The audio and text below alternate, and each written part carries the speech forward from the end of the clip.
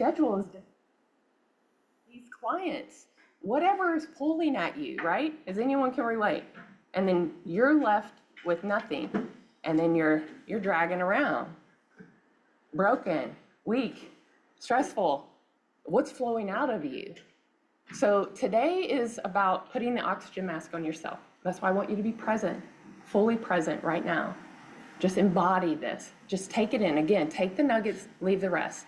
Take what stands out. That's something that is pulling into your soul that you are needing today as oxygen. So, and you're going to feel a lot better. But it's not a flip of a switch. It can't be just, oh, I got an amazing little workshop today and a sound bath, which are amazing if you allow your mind to be fully present. I've done sound bath in the past. I'm also a licensed massage therapist, not practicing, but I do the coaching, but been a therapist since 2005. And so sound bath is amazing. So allow yourself to just be fully present with it. It is just beautiful that Misty put this together. I thought it was like, holy moly, that's amazing and incredible. I'm like, I need to get Gabby's number. We've got to do these workshops together because it's going to be beautiful as you take this information I give you and it penetrates your heart and starts feeling like that oxygen, like you can breathe a little bit. Life, your shoulders start falling down. Life feels a little bit lighter. Okay. And then you take even more time to do the sound bath. And then you begin to take that and apply it to your life. Again, it's not a flip of a switch. When you do heart work, that is continually, consistent, every day, being aware of what's flowing out of you. So, has anyone ever been offended by anything? Triggered? Oh my gosh, those people on the road triggered me. So I'm just gonna be mad. And I'm gonna wear this. I'm gonna wear it. This is what we do energetically, y'all. I'm gonna give you some visuals to think about. So I'm gonna wear this. It's okay, it's not that heavy, but I'm kind of frustrated. And you bring that in. That's why they say flip the switch, let that go. But it's still on you. If you don't know how to really okay, you know what? No, I can't control that. I'm gonna let that go. But generally, what I've seen with people, and again, I've been doing wellness work since 2005. I also have my own journey of hitting rock bottom in 2002. I've done my own heart work. I had extreme anxiety, which led to lots of other things. It penetrated every aspect of my life because I hadn't dealt with the things that were in my heart. So all of that is what was flowing out of me. And it led me to hit rock bottom, led me to do drugs and alcohol because it's what numbed me. And I've got a couple books about my journey and all that. And that's why I'm deeply passionate about it, to help you find that peace and that stillness within.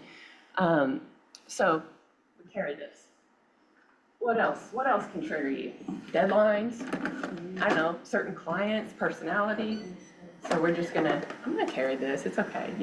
These are offenses, these are triggers. These are things that we carry and we don't know how to let go, and we just kind of carry them around, which is no big deal at first. You can function with this, and it's getting kind of warm in here, but oh, now I'm gonna get irritated because I'm still hanging on to this. And then you find yourself talking about it to people and you can't let it go. And you're just like, oh my gosh, these people, this and that, and whatever it is, my husband, my spouse, my parents, whatever it is. So we just keep adding all of these offenses. You know what they are. You don't have to tell me, but you know what they are. So, oh my gosh, it's getting a little hard to function peacefully because I'm carrying all of this. But you know what? This will be easier if I just put this in here and carry it. Yeah, that's better. I'm not gonna let it go. I'm just gonna make it a little bit more. Wait a second. This would actually be, let me get it back. I can't let it go. I'm gonna talk about it. I'm gonna carry it. Maybe there's something from your past. That's really one of those big ones. Maybe this is just your past, something that happened in your childhood that you just haven't worked through and you just bury it. I work it off. I'm gonna just be addicted to work, alcohol, drugs, porn, sex, whatever it is that we just numb it. I don't want to deal with this. It's too much, too painful. I'm just gonna carry it around. It's not gonna bother anything, but it's here. Energetically, it's in your soul, and it's gonna impact every aspect of your life, every aspect. The workshop's a peaceful you, but we're gonna tailor it to realtors because that's who's in the room. It's going to affect the way you show up at your job with your clients. And these are beautiful things. This is my, some of my merchandise, but again, this is a burden. We're carrying it. And if you don't know how to release things and you just numb it, or a lot of people, I was a workaholic. Let me just work it. I don't want to focus on it. I'm just going to work. But man, it was still there. I'm going to go ahead and add a few more things. As life goes, we just keep picking things up. We don't know how to regulate ourselves. And we just get more stressed. And gosh, man, my shoulder's hurting. Why is my shoulder hurting? I wonder why. What is all this stuff I'm carrying? As a massage therapist, I saw patterns. So I had my own healing, and my body healed itself when I started learning how to walk in peace. It was amazing. Dr. Caroline Leaf, she's a neuroscientist. After I went through deep healing and began to walk in peace, I come across her research. One of my clients said, Abby, you've got to look up her stuff. She's a neuroscientist, and she basically does it even more fancy. She's the same work that I do, but she puts all the brain scans and all of that, which I thought was amazing. I'm like, oh my gosh, this is what I learned how to do intuitively, by learning to be still. This is what I learned. And there are now science to back it up. When you get to a place where you are walking in peace and you deal with these thoughts that are racing, your body will heal itself. It just balances back out because we start laying things down. But I saw it on the table time and time again. And this is why I moved into coaching. And people would come in and they'd have upper back pain. And I would say, well, what are you carrying? Well, and all the stuff. I'm like, no kidding. And I would release it, obviously, but nothing changed within. It was the numbing of it. I'm not saying massage is bad, or yoga, or sound bathing. It's great, but do it in conjunction with the heart work, with whatever's going on in here, with these burdens we're carrying. You have to do that, or it will just always be with these. It's making sense? So we can keep carrying. We can keep adding stuff to this thing. I'm going to just get a little crazy with y'all because this is what we do, literally. It's what I did.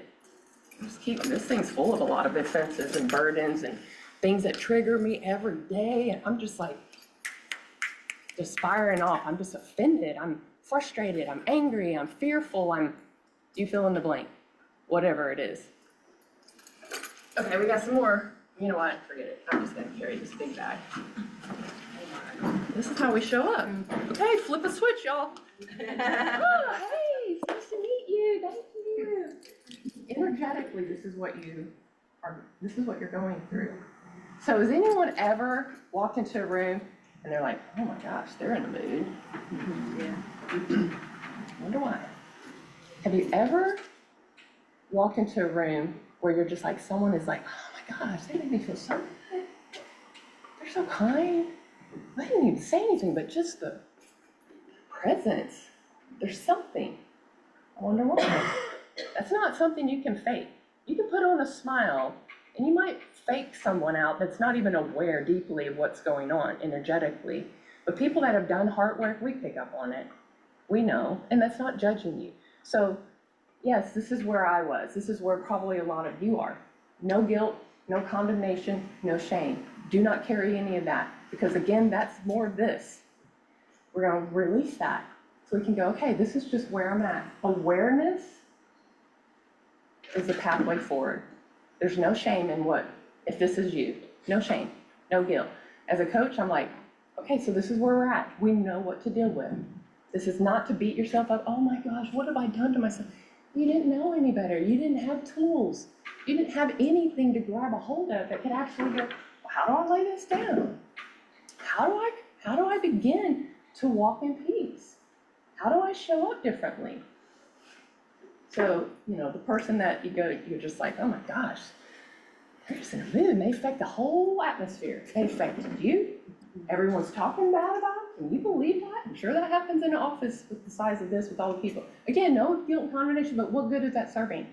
It's creating more of that same dynamic energy.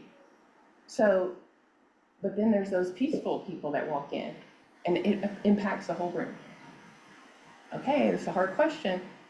What do people feel when you walk in the room?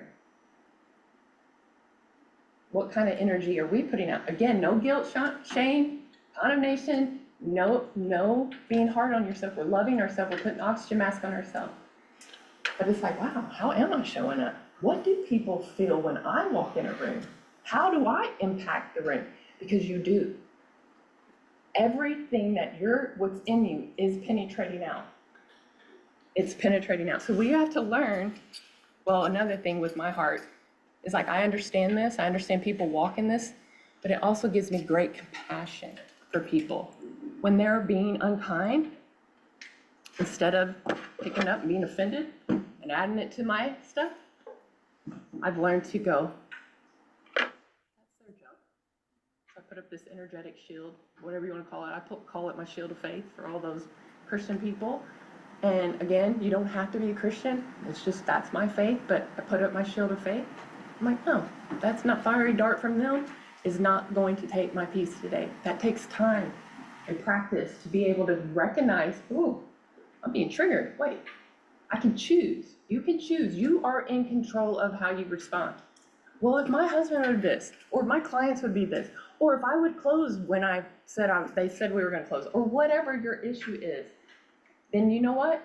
Your external circumstances will always dictate your peace. Always. 100% of the time.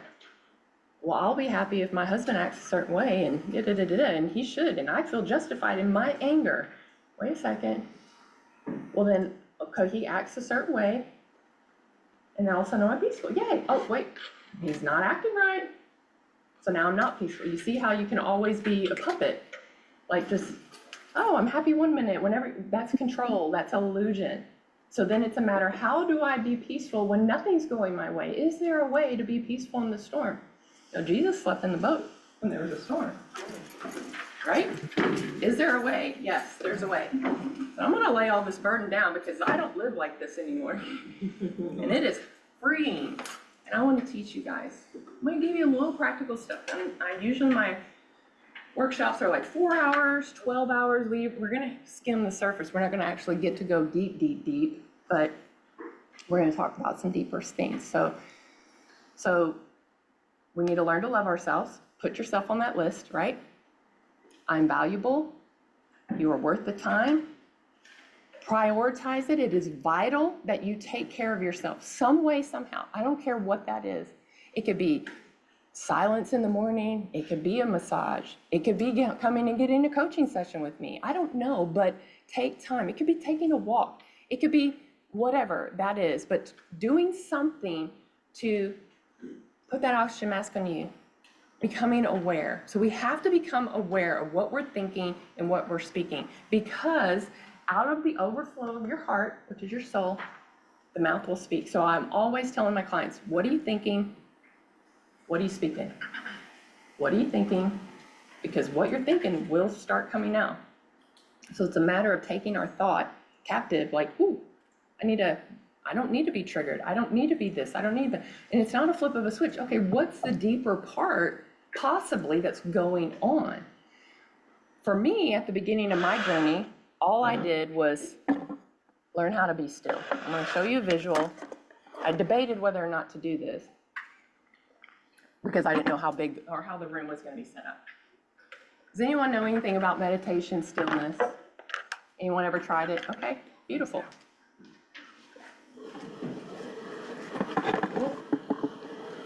I'm trying to get it where everybody can see. Okay. Hi, people. There's people online. Yeah. Okay.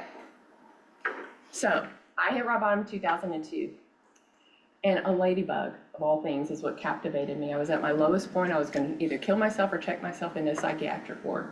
I was losing my mind, and it penetrated everything. My work. I was a workaholic. Then I'd go to the bar because I just couldn't deal with all this stuff. I didn't know how to deal with it. It was just screaming all the time. And so drugs and alcohol worked, numbed it, till it didn't. It just, because the chemical stress in my body it just got crazier and crazier and crazier. My body was hurting.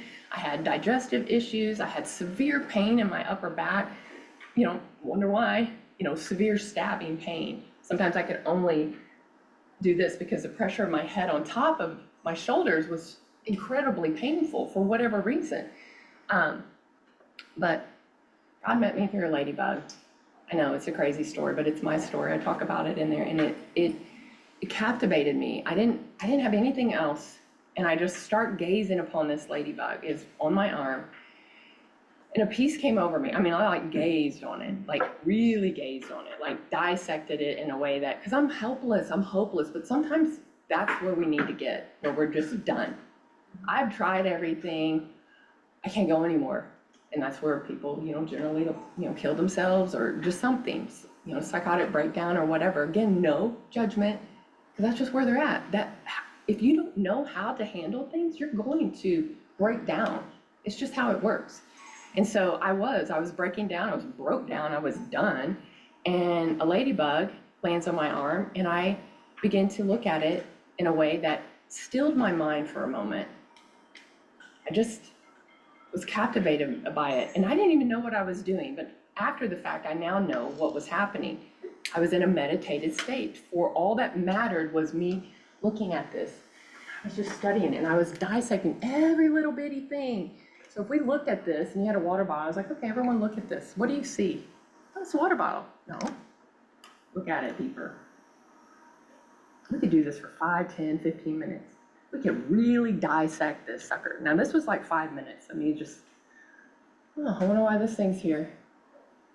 I never noticed the dots. The way it's feeling on my arm and the little intent. I never looked at a ladybug like that. And then all of a sudden I have peace. I'm like, I get up and I'm like, what was that? I was kind of freaking out. I'm not drinking, I'm not doing drugs. I'm like, what was that? But what happened as we dissect something in a meditated state, it parted for a moment. All that darkness, all that noise came in and just, what was that? I need more of that. I was hungry for that peace. I had never felt peace in my entire life. I was a scared little girl. Something happened when I was 1, well, less than 1. And, it embedded in me. And I didn't even know what happened until I was 24 or 28. And Mom told me, and I was like, that's why I've been scared my whole life. We store things. It was a burden. I was even unknown that it happened, but it penetrated me and I carried it with me and it affected me. Every aspect. And so I had fear my whole life. I never felt that kind of peace, even drunk or high, and doing all kinds of other crazy stuff. It was a false peace. It's a false light. It's not going to serve you well. It's going to give you a momentary high, and then we're going to be back to, we still got all that stuff, momentary high. It's going to create more and more and more and more and more and more. So after the ladybug experience, I was like, I need more of that. I don't know what that was. I don't even know how it happened, but I looked at a ladybug. Okay, I'm just gonna go outside. You guys can do this. It's very powerful. I encourage you. This is one little exercise that you can do on your own just to see. So go outside. You can even drive. It's cold, or have allergies. Get in your car. Go to a beautiful place. I do this all the time because I love nature. It still captivates me. I will drive when I feel like, okay, life be life, and okay, I can feel it. You can feel it. It's coming. You can feel it. And you can feel it in your thoughts and all of that. But you do not learn to not push it down, stuff it, just flip the switch kind of thing. But okay, I can't control that. That's not my problem. That's their junk. I'm gonna not be offended by that. And that dissolves it. So every chance I could, this is the oxygen mask, you gotta find tricks, things for you. That's our sound bath person. Every chance I could, I would go out in nature. Again, this is my thing. It doesn't have to be your thing, but it's a tool. You can choose to take it or not. I would go out in nature and I'd find something else to look at, like I did the ladybug.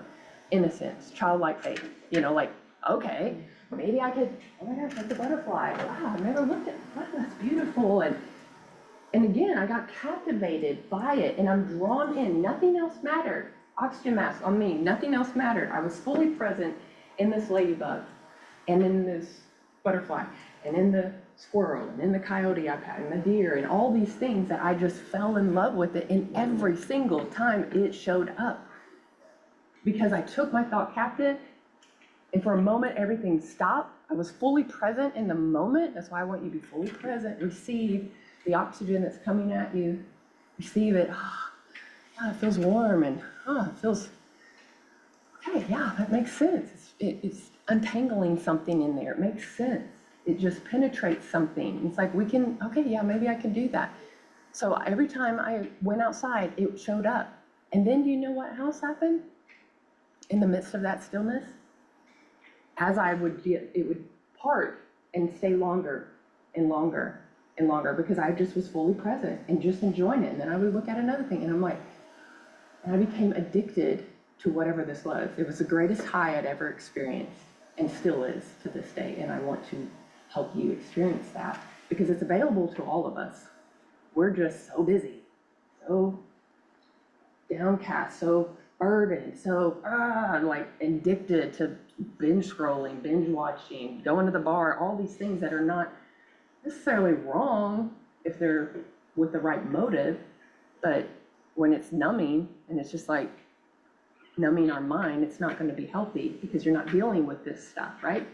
So every time it showed up, and then in the midst of that piece, out of nowhere, this download of wisdom would come, revelation would come, like out of nowhere, not something I was thinking about at all. Do you realize out of nowhere is that deep gut feeling, intuition, still small voice, name it whatever you want. I call it the still small voice of God. And we can hear that. It's not an audible voice, it's your own voice, but it hits different. It's like, whoa, I would have never thought of that. So here I am in this moment, out of nowhere. Do you realize drugs are killing you? Well, you'd think I would have known that, right? Seems obvious, but when you're tangled up and you're using drugs for all the wrong reasons, you do not see that. You don't see truth because you're so focused on the darkness.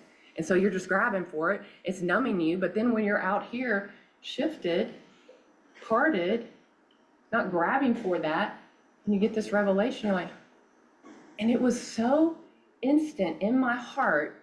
It's like God came in and cut that off and I gave it up cold turkey. People are like, how in the world did you do that? Divine revelation just pulled it up and out. Never went back. Again, this was every day for 3 years. All I did was show up in nature. Never went to church, never picked up a Bible, never went to a sound bath, no offense. Never did any of that stuff. I found the thing that was my oxygen. I didn't even know it was oxygen. I just know, oh my gosh, my soul. It's the only thing I had to grab onto. Everything else was falling apart. And me as well, but it did something to me. And then revelation would keep coming in. Do you realize drinking and smoking's killing you? You thought I would know that, especially having a degree in health and wellness at the time. But, we can have a lot of head knowledge. Now I feel like I have a PhD in my own heart work. Like I went through it. It's not something I'm saying, do as I say, but not as I do. Behind closed doors, I'm just a mess. No, I live this. I will never, ever, ever speak anything or coach you in a way that I'm not doing myself. And I always bring my own personal stories to it. So you can see I'm vulnerable as all get out. And my books are, let me unzip and let you in. Because that's how you heal. Let someone be raw and be like, let me lean on them. Let me see what they're doing. What's going on? How are they walking in peace? How are they steady and stable in the midst of what's going on in their life? It's because for years, over 20 years, I have done this deep, deep work consistently. Now, don't look at it as like, oh my gosh, I don't want to do this for 20 years. I had no one coaching me.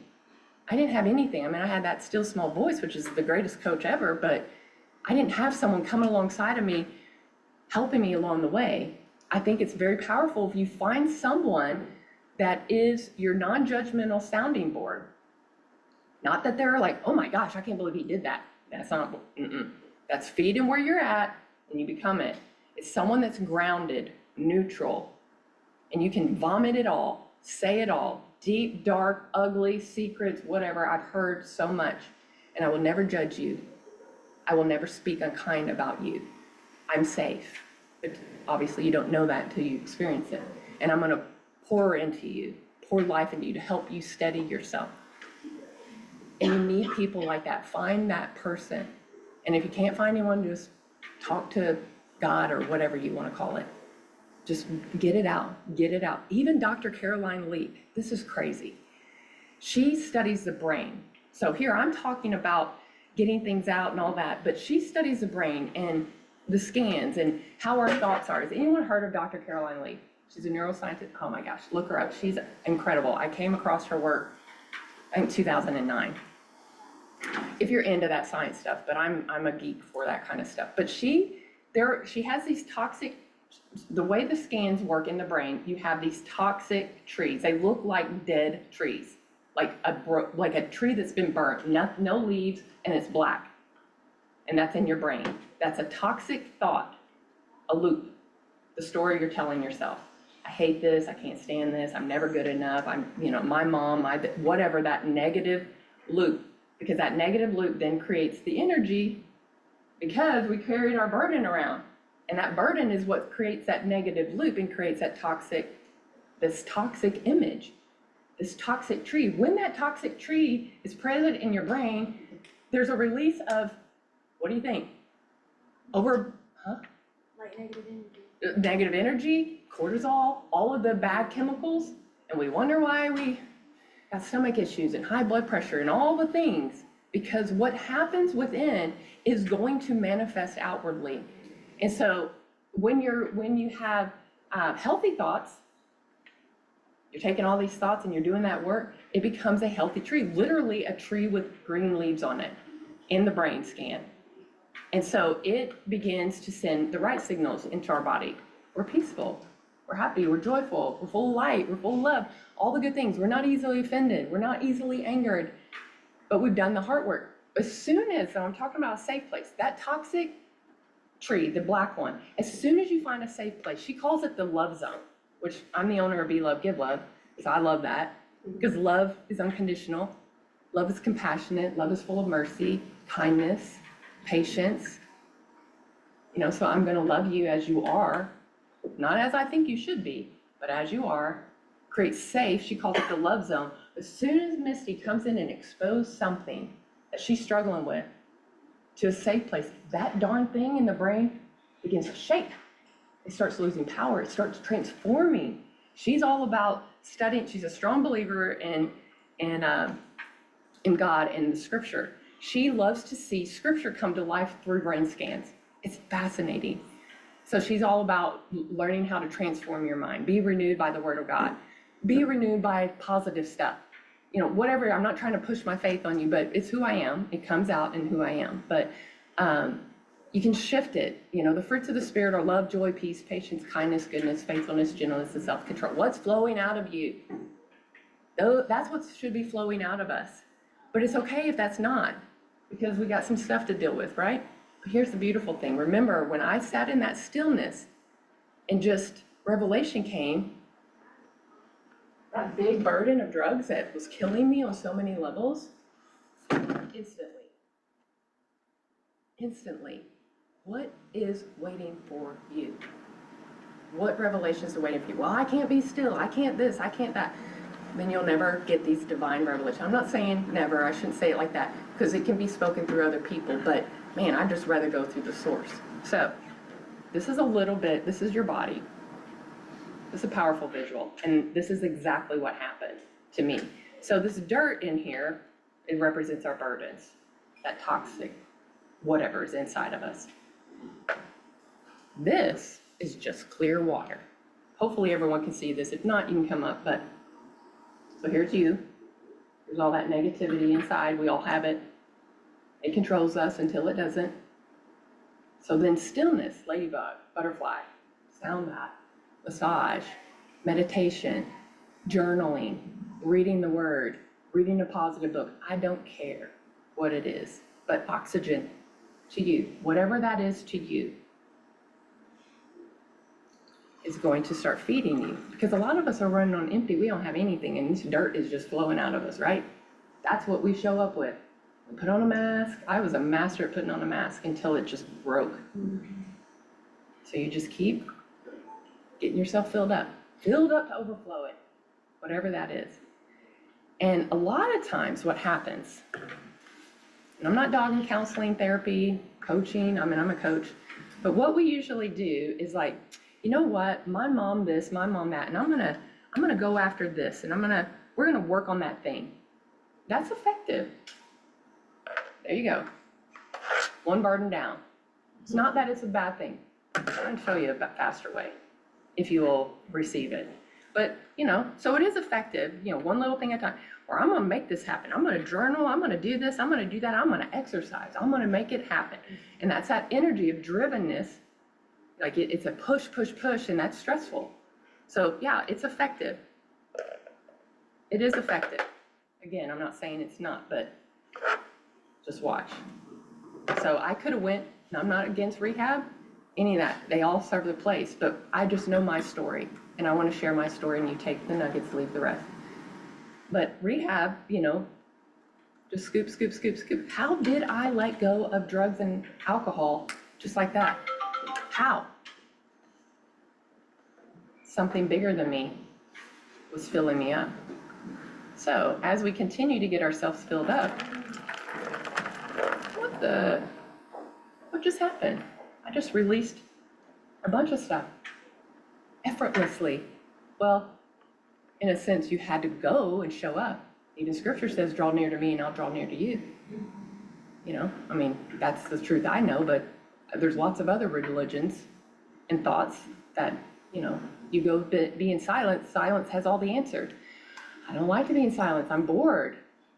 I need stimulation. I'm gonna pick up my phone. I'm gonna reel it to death. I'm guilty of it too, but it's not saying you can't binge reel. I love it, but it's not for the wrong reasons. I'm just doing it because you can entertain yourself. Work some, play some, rest some,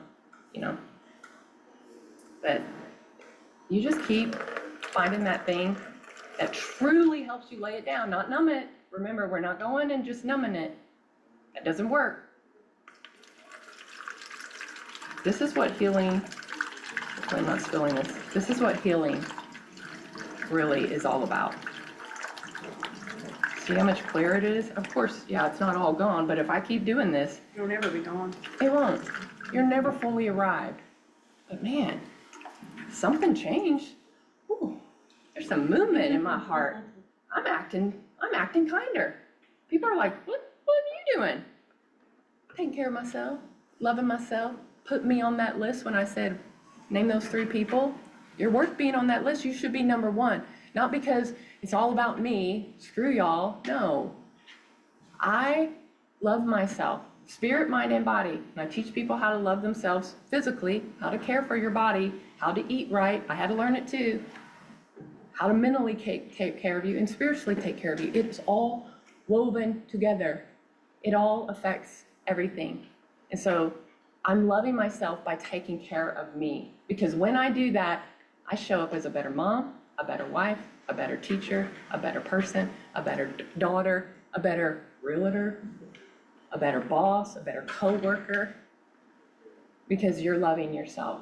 You're taking time. And again, it's not a quick fix, because there's always something. Yeah, I got rid of the drugs, but man, there was something else. Because you know what? He said drugs and alcohol. I say he because I believe God is, Jesus is who I serve. But again, take that as you want.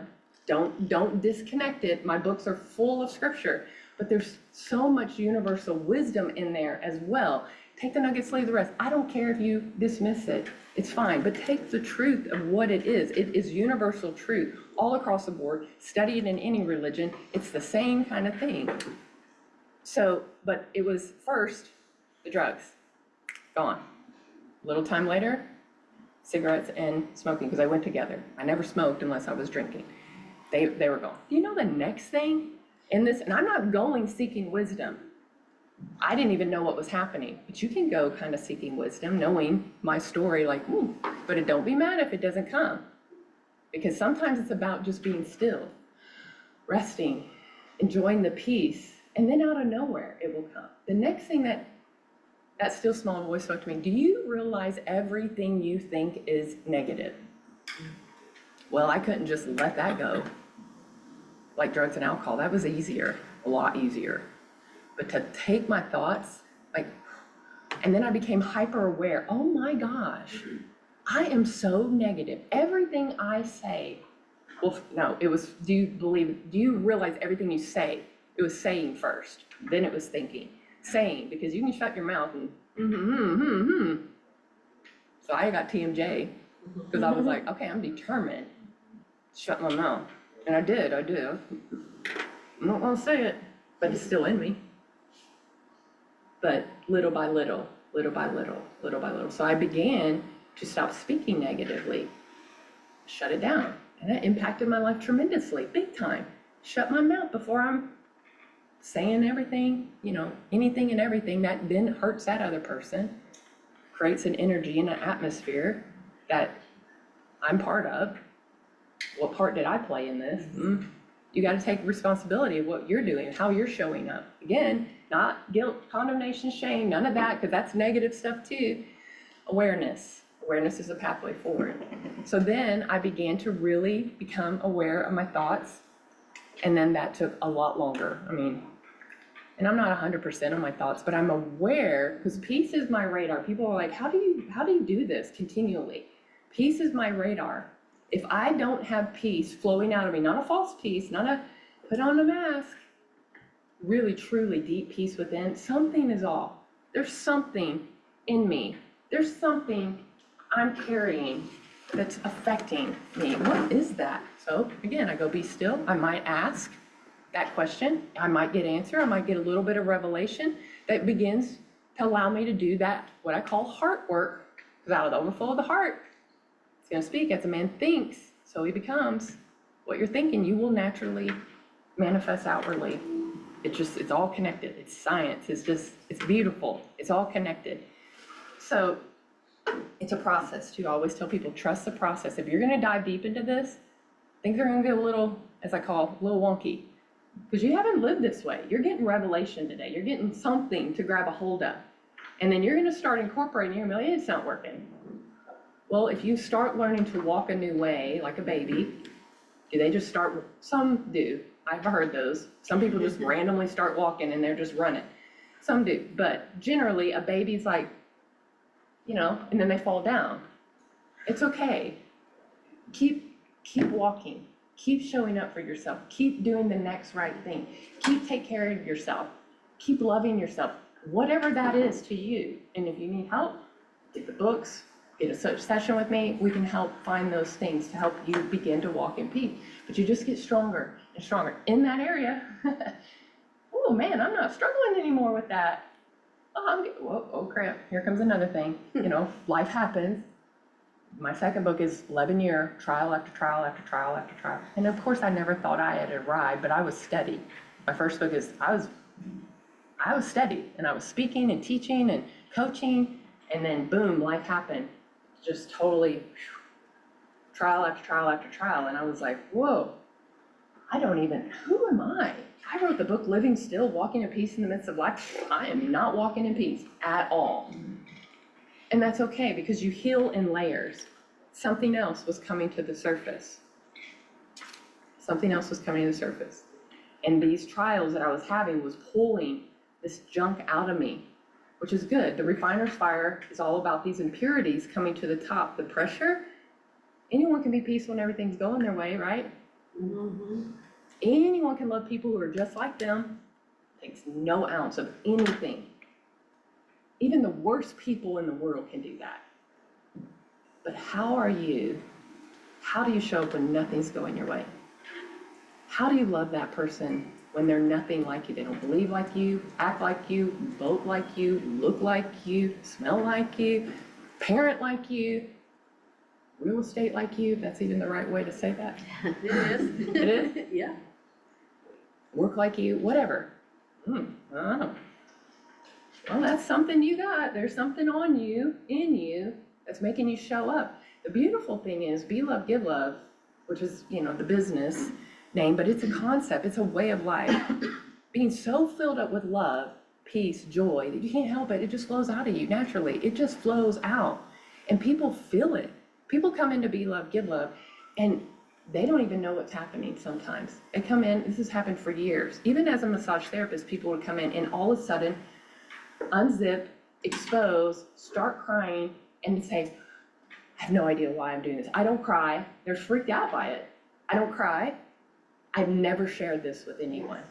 But the presence of love and peace, which is not me, it's something higher than me flowing out of me, but I have learned to get rid of all these fleshly things that are causing that not to flow out. It's like a blockage, you know, it's a blockage. It's like an entanglement. A little bit might flow out every now and then, but man, I'm just all bound up. I'm all entangled. Tell people, I said, well, you're kind of like a tangled up Christmas lights. You still got light in you, but it's a mess. Doesn't mean God can't use you in the midst of that mess. So don't think you have to be perfect or anything like that. But people just show up. Some get completely terrified by what just happened, and I never see them again. But I know something happened, something penetrated. But man, can you imagine the impact we can have on this world if we would just all do our heart work and look inward? Even there's a powerful scripture, again, you know, take what you want from this and leave the rest. But it says, first, focus on the plank in your own eye before you start focusing on the speck in someone else's. So that's scripture about telling us to look inward first, because we can judge everything. You can judge those clients, those people, like all of that. Wait a second, what's flowing out of me? But we do that. Usually it's the reverse. We're mad at everyone else. Y'all need to be acting right, but let me not look in the mirror and see what's in my own heart. You know, and it's hypocritical. That's why, you know, Christians got a bad rap, honestly. Or even any type of religion, you know, or practice, spiritual practice, whatever you want to call it. Let's practice what we preach. Let's model what we believe in. Let's radiate it, not just even for a belief, but just because gosh, I know people, when I say what Be Love, Give Love is about, they're like, wow, we need a lot more of that. Like 85 to 95% of people say something like that. We need a lot more of that. Everybody intuitively knows we need more love, light, peace, joy, acceptance. We all know it, right? Everybody knows it, even if they come in with their little whatever energy, which I can pick up on. And when you do the heart work, you can pick up on it. But this, again, not for me to judge, it's for me to have compassion, realizing they're entangled just like I was. But it's like we all know, but we're not willing to do our own work, because that takes effort. That takes pushing back the noise. It takes shifting things to be able to look inward. So I've shared a lot with you. I want to take a break, because we're, you know, if you need a break, or we can just keep going, because I've been talking for 50 minutes. I was going to take like a 5-minute break. Do y'all want a break, or you just want to roll with it? You want to go potty? No, keep going? Okay. So I've talked a lot about awareness, like, okay, does that make sense? We kind of aware that we might be carrying some stuff. Now, how do we begin to start practicing doing it differently?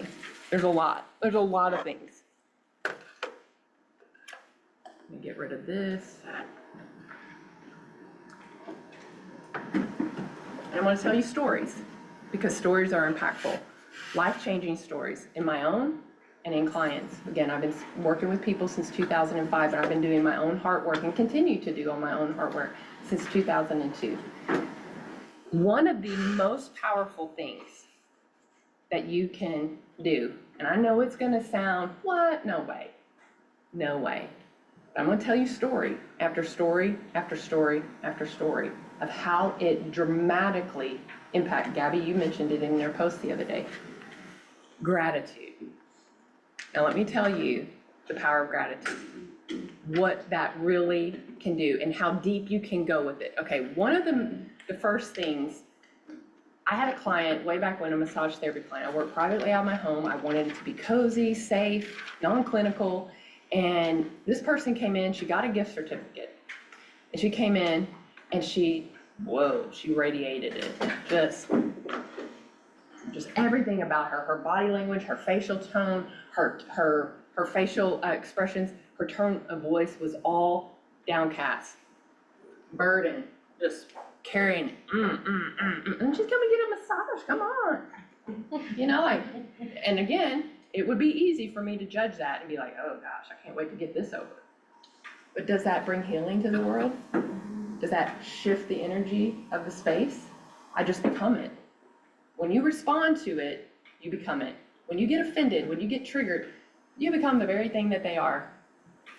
The idea is to see it, feel it a little, rise above it. Not that you're better than anyone, but that your energy is going to stay up at a higher vibration. Because emotions are vibration. Dr. David Hawkins, Power versus Force. Powerful, powerful. He's not a Christian, but he had amazing, amazing spiritual experiences and has done these diagnostics to study the vibrational tone and frequency of emotions. And the bottom one is shame.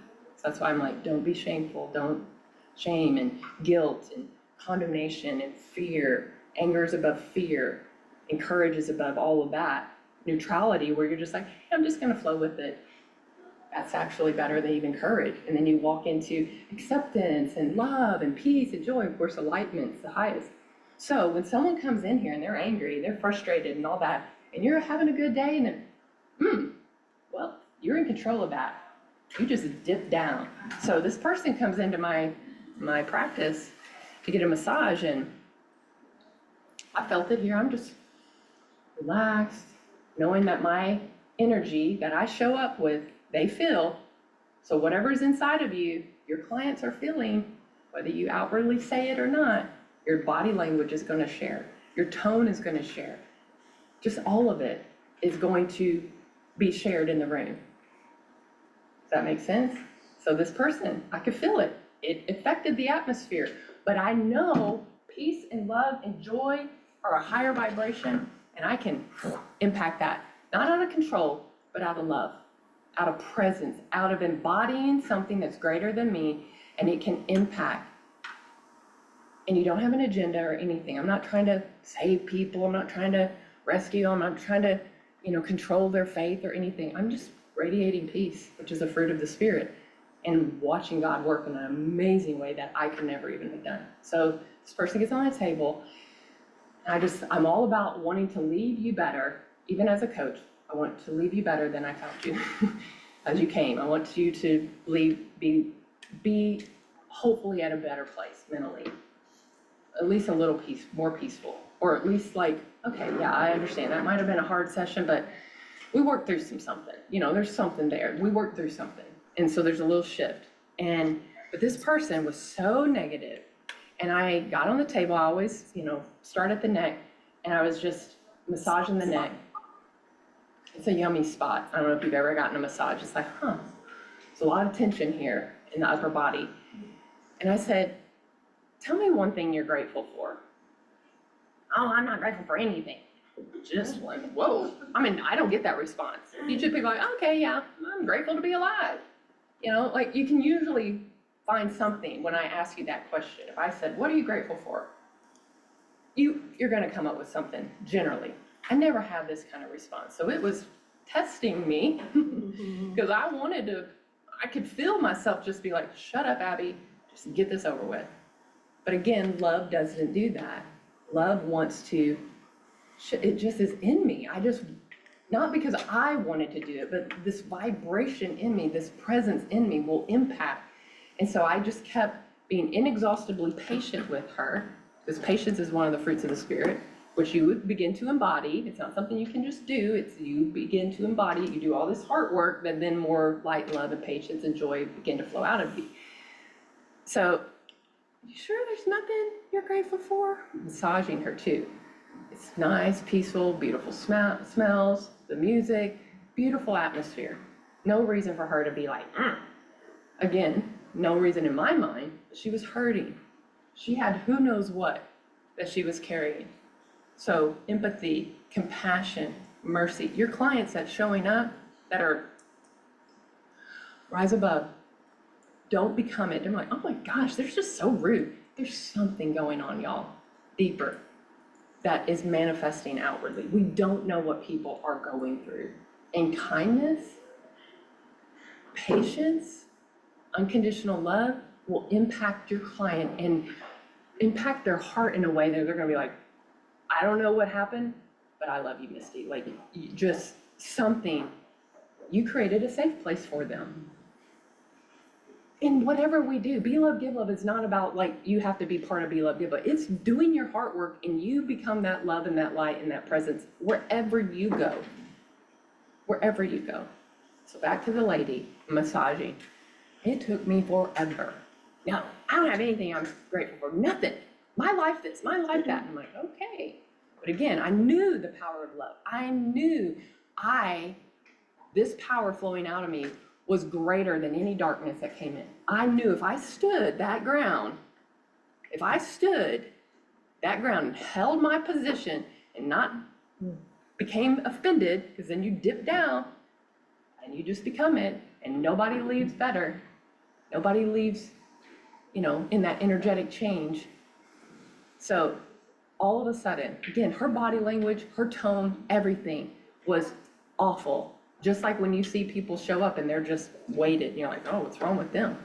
And we judge, we become it. I guarantee now you're gonna look at it and you're gonna get offended and you're gonna be like, whoa, wait, that's what Abby's talking about.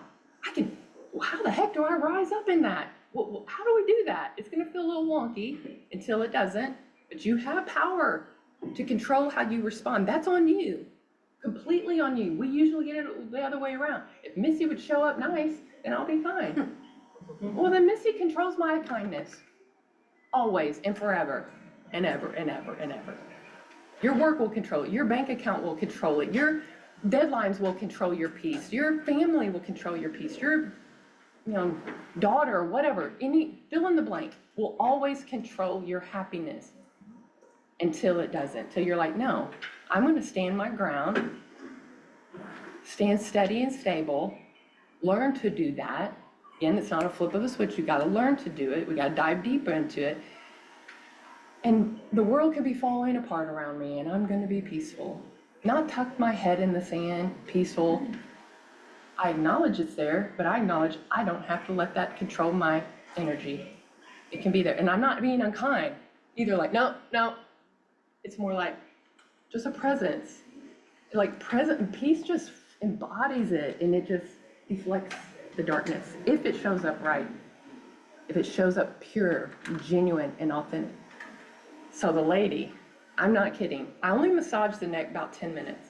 It took about all 10 minutes to just persuade her and love her and show kindness to her and compassion. And I wasn't like interrogating her, but every once in a while, nothing comes to surface that you're grateful for. Imagine being that burdened in life. And I could tell by her body, she was like very unhealthy. But imagine being that burdened in life and that hardened in life that you could not think of anything.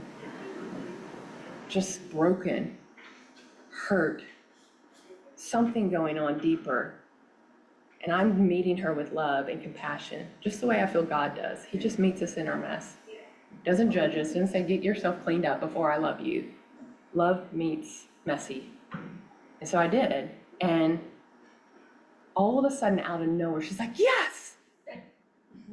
Everything changed in that moment. I know something. And then she told me about a person. She said, I can't even remember. It was some person. It wasn't a family member, but it was a person. So we pushed past, love pushed past it.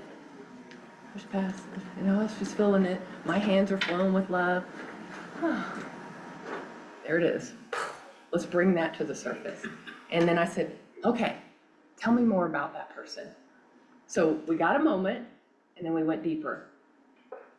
And everything changed. Her tone, her body relaxed. She left smiling. All because of one thing, gratitude. Gratitude. Okay, now let's get more practical with me. I have a special needs son.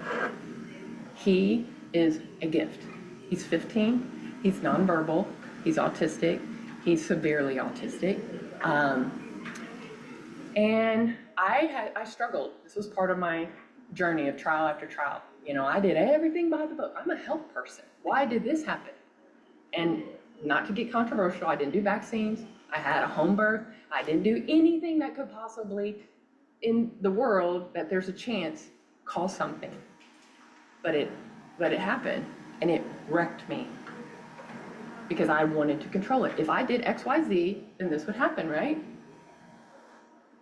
So I fought that. accepting, grieving the child I envisioned having. I wrestled, and I had already written the first book.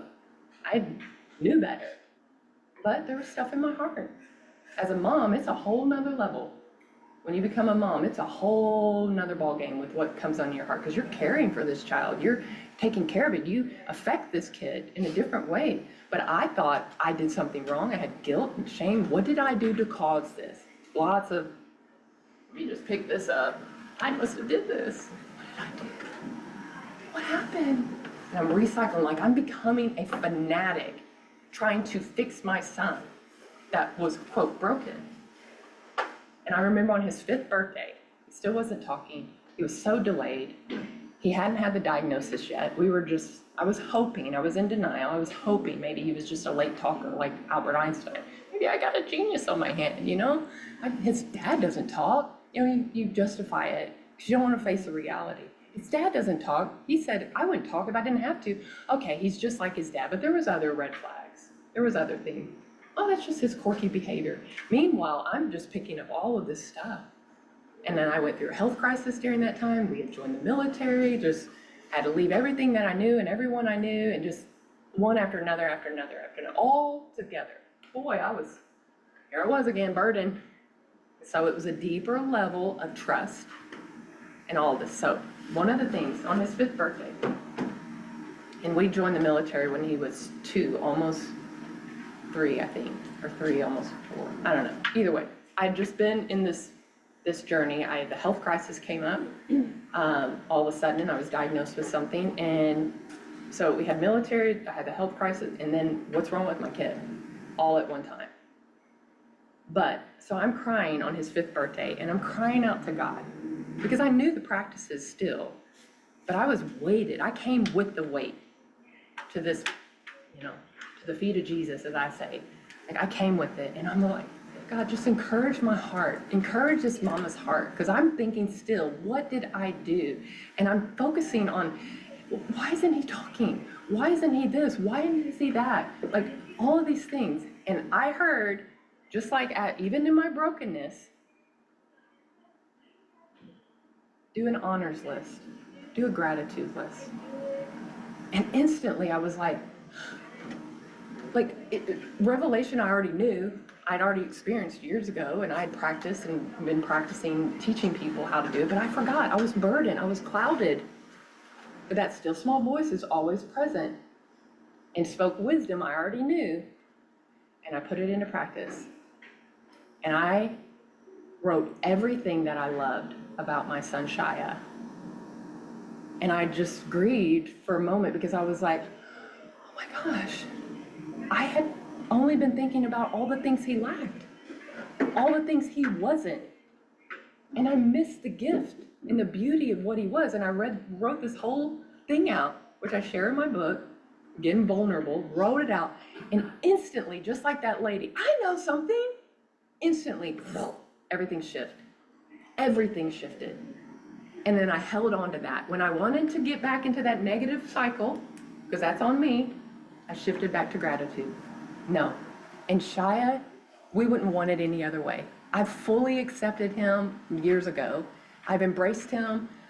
He's the greatest gift I've ever received. He's the greatest teacher. Oh my gosh, if you will get into an autistic's world, nonverbal at that too, because they're in a whole nother ballgame, like a whole nother realm. And he's attracted to the color purple, which I love, which is, they say sometimes purple is, the color of God or whatever, but he's drawn to purple. Even his therapist, he came out with something purple. He goes, man, he loves purple. And I said, yeah, he does, because he embodies joy, peace, unconditional love. He doesn't care. He doesn't care if you're making fun of him. He's in his own spinning world, just on his toes, taking a piece of paper or a pine straw. Just like at the park, there's some girls about his age, just, because he looks peculiar. He looks very different, but I love it. I want to be so far out of the box and look different. But old Abby, non-stable mama, burdened mama would have been like, oh my gosh, look at him. What are they doing? What's wrong with my kid? Because that happened. I couldn't go to the park with my kid because people are like, what's wrong with him? Why does he do that? Why doesn't he talk? I don't know. It was too much. I just pushed back. I just like, I can't do this. I'm gonna just stay in the house. I'm gonna numb it out. I'm not gonna be triggered by it. Instead, after that, I was like, that's not working. Because my husband boldly said, shy is not the problem. You are. That might have been harsh. Like, gosh, she's mean. Your spouse can speak the truth in love if you allow it and not be offended. He was right. It snapped me out of it. Then the gratitude came, and that snapped me out of it. And then just acceptance snapped me out of it even more. But I go to that park and those little girls, I'm looking around, all the parents are on the phone, not watching this group of like 3, 4, 5 girls just being nasty. Not right beside them, but like, and just, and I looked at them. I could have been offended and triggered, but I gazed at my son in his own world, not affected by it at all. And I was like, man, he's so free. He's so free. I want to be like that. I want to not care what people think about me. I don't want to carry that burden around. Oh my gosh, they're this or that, and they're thinking about this. And if I don't show up a certain way, then so-and-so, I mean, you just be authentic. Just be you. Just be who you are, unapologetically. Learn to be okay in your own skin. Showing up for fully you. I mean, do some hard work. Don't be, you know what, showing up. Well, that's who I am. That's not kind. Let your fully you be bathed in love and joy, peace, all that beautiful stuff. So that helped, that gratitude. So I have a difficult husband at times. Anyone got one of those? Nah. Or are you a difficult wife? I'm not one of those. I'm perfect. Just as I am. You're the problem, not me. I've done all this hard work. You need to do hard work. Again, he's controlling my peace. And I would get frustrated. There's something about marriage that can be so powerful if you allow it to be. We call it sandpaper. Like Tim and I are sandpaper to each other because he smooths out my rough edges and I smooth his rough edges out. And it wasn't like that at first. It was like, you're the problem. You're the problem. It's like battle constantly. But now we're like, sandpaper. Oh, yes. But I'm more, because I've done so much hard work, I'm more like, okay, yeah, that hurts a little bit. I see God in it. Okay, yeah. I'm more teachable. He's stubborn. And that can get under my skin. Because I'm like, if you would just not that I'm trying to control it. I'm just like, I'm not his coach. I'm not his coach. I'm his wife. I've had to learn. You're not his coach. You're not his teacher. You're not his mother. But I would get in these moments where I'm in the loop. Just like I was with Shia. Just like the client was with negative thoughts. I don't like life. Nothing. There's nothing in my life. That you're on a lower vibration then. Of course, that's all you're going to see. But when you start shifting to gratitude in everything, every day, it will change your world. So I make myself, when I get in that negative loop, what loop are you playing in what's the song, your heart song? What are you playing? What's it singing? I hate my life, I hate my life, I hate my life, I hate my husband drives me crazy, this job, these people, this. Okay, well, we need to change that song or else you're always gonna, so then it's like, okay, I could be like, my husband's this, my husband's that, he's always doing this, he's always that. What song am I singing? Okay, then that's all I'm gonna see. So then I go make myself, because I recognize I'm not in a good place. This energy, if I don't get it under control, it is gonna spew out and cause the energy of our home and everything to change. And that's on me. Not if Tim does what he's supposed to do. He doesn't control my peace, I control it. So I go out and I sit, and I've done this many times and will continue to do it. It's not a one and done. It's a tool that you have now for the rest of your life if you choose to accept it and apply it. The power of gratitude. So I go out there and I'm like, okay, here's those things that drive me crazy. But if I stop, man, he's a great daddy. He's a great provider. He's a great husband. I'm so grateful. And build. That's nothing. Because then it just outweighs the beauty. Just same with Shia. All those things. He's not talking. He's not this. He's not that. But then this whole list of everything I was so grateful for, the energy changed. And that didn't even matter anymore. It's okay. It's just like a little nap. It didn't matter. But if I focus on it, What you focus on expands. If you take that little gnat and you're like, and you just part everything else, can't see it, that's it. That's all I have, tunnel vision. I can only see that.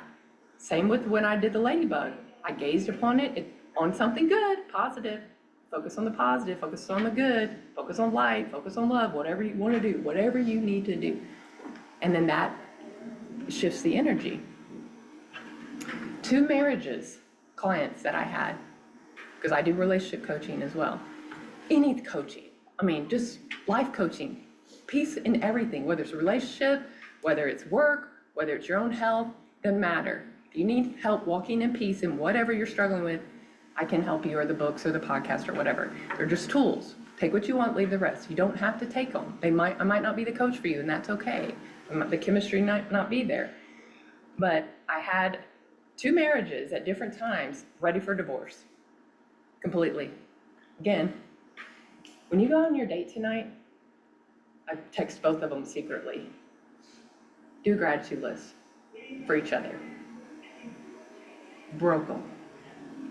Shattered the darkness. And moving forward, and they're still married. Another one. All she was focusing on was all the junk. She was on the table, massage table, wife just, but I love him, but my gosh, And now there's this guy at work, and I don't know. So see, when you're in this negative thought, here comes the false light. Well, what about this? And it fills a void because that's what you're focusing on. So I said, do a gratitude list. Write everything that you love about your husband. Everything. Every little bit. Be as thorough as you possibly can. Shifted it. Saved their marriage. Because she forgot how blessed she was. She forgot how good she had it. Because it gets buried, guys. If you're carrying all of that and you're not releasing it, you're not shifting it, you're not putting the oxygen mask on yourself, you're not loving yourself in a way that's impactful, you will carry it, and that's all you will see. All you will see. And it's very dangerous to your heart. It's very dangerous to your family. It's very dangerous to your workplace. I say it like that because darkness is dangerous. Anger is dangerous. Anxiety is dangerous. It's going to make you do things that you know you don't want to do. Affect your health too. It affects your health for sure. Oh my gosh, it does. It does. Okay, so I want you to look around the room, and I want you to see everything that is black. Focus on black, black, black, black, black, black. I'm not going to ask you it, but I just need you to focus on black. Like as many things as you can see. Black, black, black, black. Okay, Misty, what did you see without looking around that was red? I don't know. Why is that? I wasn't looking for it. It's the power of the mind. If you're focused on all the negative in a person or situation or anything, you're not going to see the red that's in this room. You're not going to see the blessing because that's what you're focused on. See the danger of that? See how powerful that can be? Just a simple little exercise. You're not going to see it. Black represented darkness, frustration, anger, whatever. But you can come to work when you flip that switch, that flip a switch thing. Now you can go, I'm not just going to, okay, I'm going to fight through the day, just get through another day. I want you to take that flip a switch, recognize your energy, where you're at in that moment, and just 5 seconds, 10 seconds, on like gratitude. Just, I'm grateful for this job. It provides for my bills. I don't care what you do. Just get in that state of shifting your energy. I had another lady show up to a workshop, and she's like, I was talking to her about gratitude, and she said, oh my gosh, when I had this other job, I was in this pattern. I'd get in my car, and all I would do, I would turn the radio on, I would just do gratitude the whole way to work. It was a short drive, like 15 minutes. She did that. She quit that job or something. She wasn't at that job anymore. She goes, stop doing that. It became part of her routine. And she said, I realized I stopped doing that. Then I found myself, I hadn't had that job in a while. Of course, she's downcast in her life. And she's like, and I found myself on that path the other day, going somewhere, doing errands or whatever, and she was on that same road, and it brought back a remembrance of every time I was on this road, I always practiced gratitude. So while she was on that road again, guess what she did? She got in that mindset, and she's like, she felt the energy shift. She goes, I forgot how powerful that was. And here she came to a workshop, it was all about gratitude. And then she's like, oh my gosh. And I said, so don't, just because life changes, people said to me when I had Shia, oh, you're getting ready to have a baby, forget that stillness time you do. Okay, I could have believed that and been like, my lifeline was gone. No, I pivoted. I learned to flow with life. Okay, this is happening. Okay, I'm not gonna let it. I'm gonna find different ways. So don't be so fixated. Well, I can go outside. Nature is cold, or it's raining. You know, oh, sorry, I can't plug in. Yes, you can. Turn on the nature channel. I don't know. Look at art, nature art. Look out the window. Take a drive. Don't just default to, okay, well, I guess I can't. Woe is me. Life's not the way I want it. Push through that noise and show up anyway. However that is. Just do a gratitude list. There's so many things. Anyone got any thoughts, comments, question?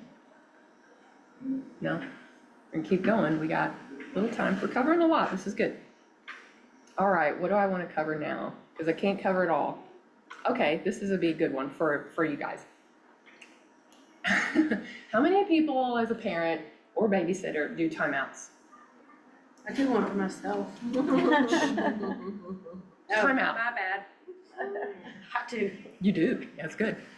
Why do we put them in timeout? They need a minute to think about it. Calm them down. Because they can't be acting a fool, right? You need to go sit. Nope, you cannot get up until you calm down. Or change the attitude, right? No? Is your attitude better? Okay, stay there a little longer. That's to help them regulate. Like, okay, you have, and it's sometimes harder.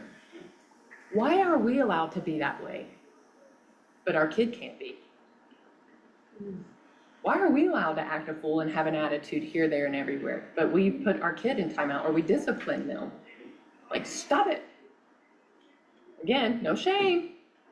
Awareness. Oh gosh, that is actually wrong. So much power in humbling yourself. And being like, you know what? Mama had a hard day too. I'm sorry. That wasn't kind of me. That's going to speak so much to them. And I know parents like, you know what? They do time out a lot. They have young kids, 5 of them. Daddy just goes up. What's daddy doing? I'm sitting in timeout because that was not kind. He holds himself to the same standards as he did his kid.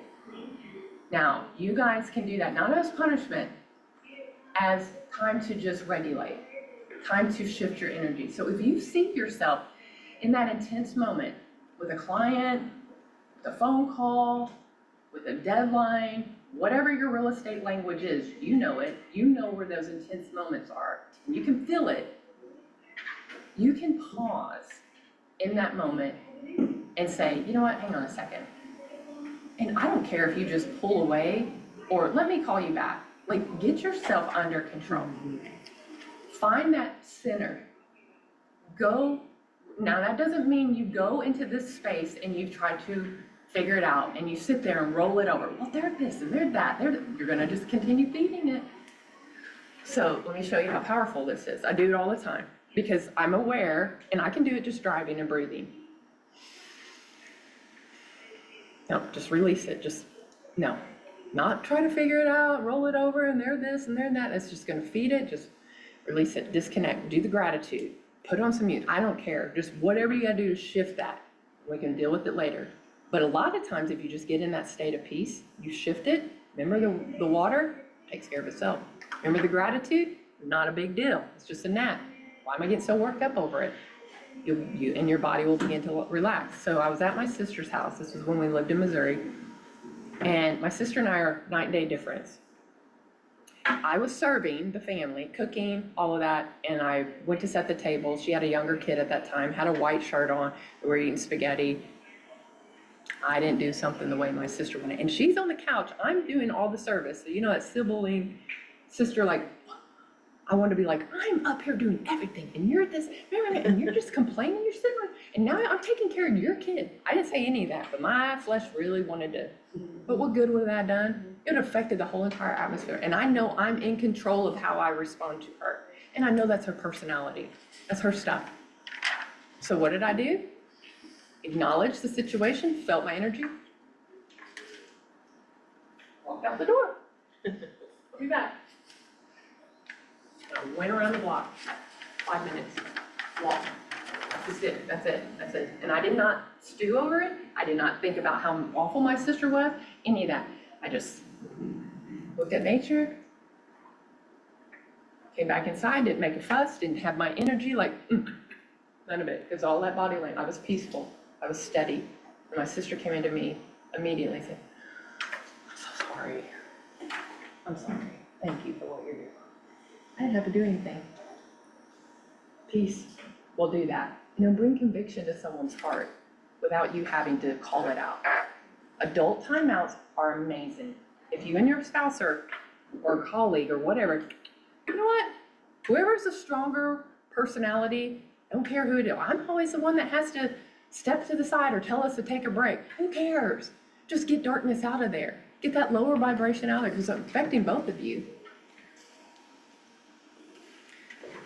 So then, whoever's that stronger personality, meaning grounded or steady, let's take a minute. Not because we're mad at each other, because we recognize something is not cool here, and it's only gonna fester. And if we pause, maybe we'll have some clarity, some revelation, or just steadiness, and come back. I'm sorry, okay, let's regroup. I'm carrying some stuff from home. Or maybe you'll just break down and be like, you know what, this has nothing to do with this. This is what happened this morning. Oh my gosh, I'm so sorry. We're all burdened, we're all carrying something, we're all something. And compassion will lead in. Compassion will be like, okay, something's off with Misty. And a lot can be like presence, steady, not offended. Okay? Your client, they're being irritating. Okay? They're gonna remember that presence that you bring to them more than just pushing through. Let's hurry get this over with. Just like my client. Sure. I'm not saying you have to say, are you grateful for your thing? I mean, you might, I don't know, if the intuition tells you to go ahead and ask those kind of questions, I don't care, You might be able to do that, but just presence, caring for someone, showing up in a way that's so different, so powerful. For us, relationships are everything, and just asking if they're okay, it just ties that bond. And we gotta plan. We gotta get this wrote up, get this contract, get this showing, get this whatever. But when you pause and nothing else matters in that moment and you see them as a person and not a client, and you know what, that can wait. You're more important. You all right? Something going on? You wanna talk about it?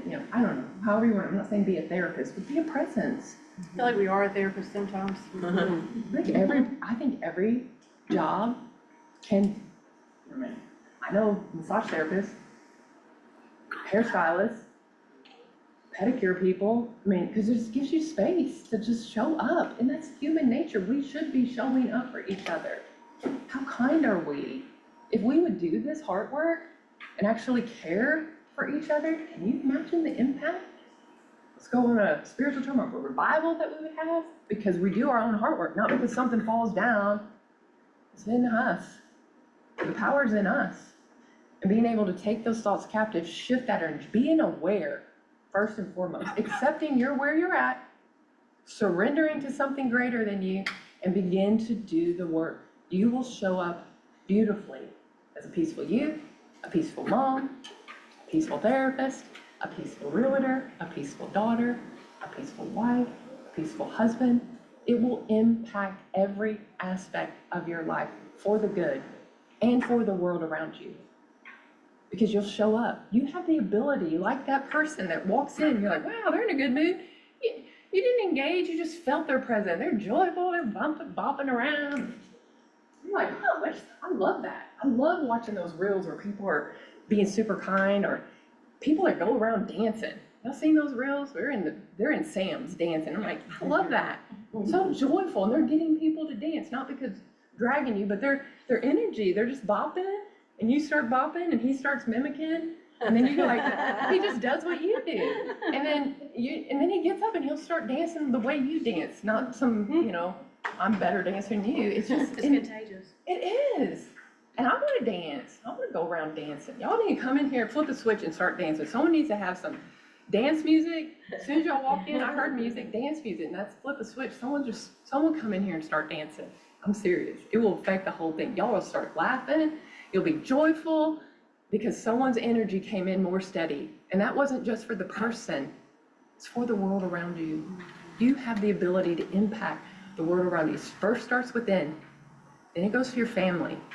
Whoever's in your home has to start there. Don't come here bebopping, joyful, and not bring it to your family. It can't be the other way around. Mother Teresa I love her work. She said, peace starts here, love starts here, then in your home, then in your street, then in your neighborhood, then in your community, then in your city, then in your state, then in the whole world. But it starts with you first. It's not because everyone around us is doing what we want them to do. That's starting, if the world would act the way I want, then I'll be peaceful. No. We can be peaceful in the storm. We can be peaceful. You can, but it's going to require something. It's going to require you letting go of your thoughts, of your behaviors. I want to rewire this. I want to do it differently. I want to show up differently. How can I do that? And find whatever that is. It might be just you and your own meditation. That's fine. If that works and you're getting revelation like I did, beautiful. It might be coaching. It might be sound bathing. It might be massage. It might be therapy. It might be, taking a run, taking a drive, taking a walk, just to get your head cleared. But you've got to put truth. You've got to put things in like this into your, subconscious, because you've got to rewire your brain. You've been doing life a certain way, which is getting that result that you're getting. So let's change the narrative. Let's change the heart posture. Let's change the song that you're singing. You can get the books if you want. If that's, if this resonated with you and you're like, I want to learn more, I've got the books. I've got my Breakthrough podcast, which is $30 a month. It's just me sharing. It's 30 minutes, about 25 minutes. It's 76 episodes. I recorded it several years ago, but it's still solid wisdom. Of course, I have my sessions. We do workshops. We do gatherings in Lillington. All of those things. They're resources that can help you. They're just tools. If you want them, you don't have to get them. But if this resonated with your heart and it's pulling on something, dive deeper. Some way, somehow. Dive deeper. It's for all of us, y'all. Some people just aren't ready, and that's fine. Seeds are planted. Some people are like, your heart's gushing, like, oh my gosh, I totally got to do this. I'm going to do this, this, this. And remember those things that are standing out to your heart. Let those take root. And don't let this just be this felt good in the sound bath. Take something with you and apply it. So I always say spiritual growth is like working out. I want to get fit. I want to get skinny. I want to get my muscles all toned. I went to this workshop and they told me how to get fit. Why am I not fit? You got to put it into practice. I'm a certified personal trainer too. Not that I'm doing personal training or massage, but I have wisdom to put you. I want to do the heart work. Get another personal trainer. I don't do that anymore. Get another massage therapist. I don't do that anymore. But I want the heart work because I was seeing I was just medicine. You can get fit, but you got some heart work going on and you're still angry. You're still unkind. Let's go deeper because it's all connected, spirit, mind, and body. But you have to do the work. Consistency is what is going to bring breakthrough. But it's a journey and it's a beautiful one. I always tell people life is hard the way you're living it. In some aspect, I'm sure it's hard, right? The way you're doing it is hard. Doing the same thing over and over and over and over and over and expecting a different result, as they say, Albert Einstein said, is insanity. Why is my life always this way? This always happens. Are you changing it up at all? No, I'm just mad because all these people and these circumstances always happen. Maybe there's something going on in your heart. And that's going to require something. So as a coach, I'm always like, I know the journey you're on is hard. I can see it, I can feel it, I can, you're sharing, it's very hard, it's painful, it's hurting, it's weighty. But I'm gonna tell you right now, coming and coaching with me, it's gonna be hard too. It's gonna require effort. But this requires effort too. But this leads down a downward dark path. More frustration, more anxiety, more addiction, more whatever, fill in the blank. More chaos. This is gonna require something. It's like going to the gym. It's gonna hurt, you gotta push. I gotta resist that day. Oh man, I wanted to be so mad that day. And I was like, oh man, my triceps are getting big, because you're pushing against that resistance. It's energy resistance, but you get stronger, you build those spiritual muscles. It's powerful. But this road's gonna be hard, but it's gonna lead to freedom. That road is gonna still lead to darkness, discord and chaos and brokenness and bondage. This will lead to freedom, and I'll be there every step of the way if you choose to step in. It's your choice. It's always your choice. And you'll teeter like that kid. You'll be wobbly, and that's normal. Just like when you're bench pressing,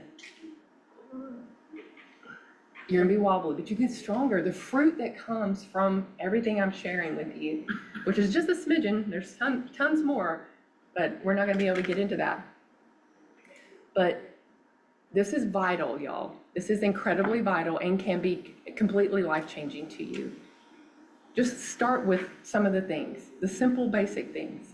Taking your thoughts captive, shift into gratitude. If that's all you leave with today, what do you focus on? What are you thinking? What are you speaking?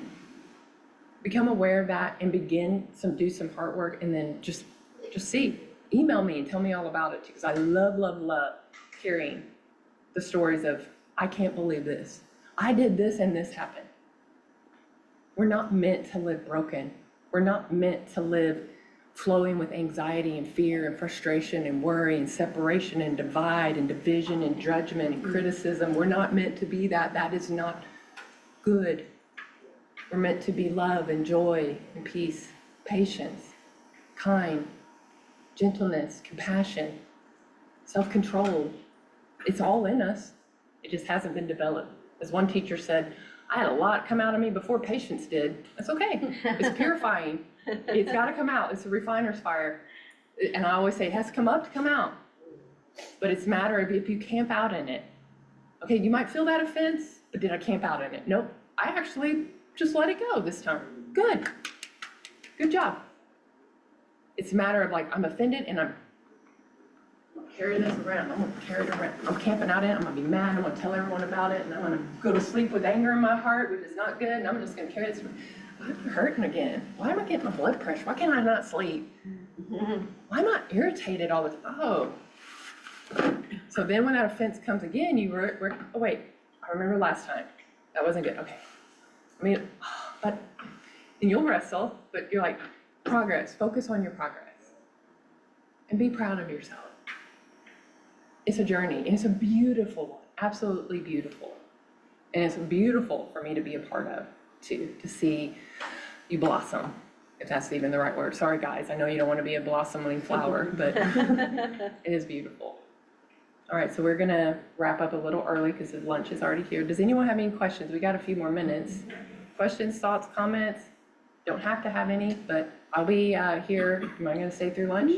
Yeah, I'll be here. You should sound off, right? I would like to. I'm so excited about it. I know, but because I know what it feels like. It's beautiful. I'm glad that they have that. I do have some merchandise, or if y'all want to talk or something, you're welcome to. But anyone have a question? Comment? No? Thank you. Okay, we have some lunch in the conference room. Dawn with Edge on Finance brought us lunch today. So if we can get our lunch really, really quickly and come back in, Dawn's gonna let you know who she is and what she does. And then we're gonna get right into Gabby doing our sound bath. So everybody, let's eat.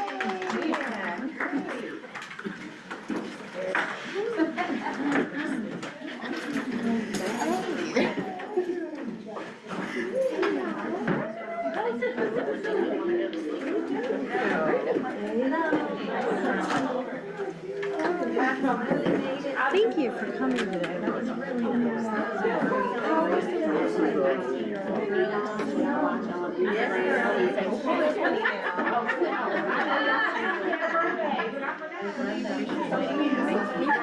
Can I just say Gratitude by Brandon Lake is my absolute obsession song right now, and I just will put it as repeat, I'll just drive, repeat. But just hearing that word gratitude, that was just You're like, oh my gosh, I need, yes, that was my song.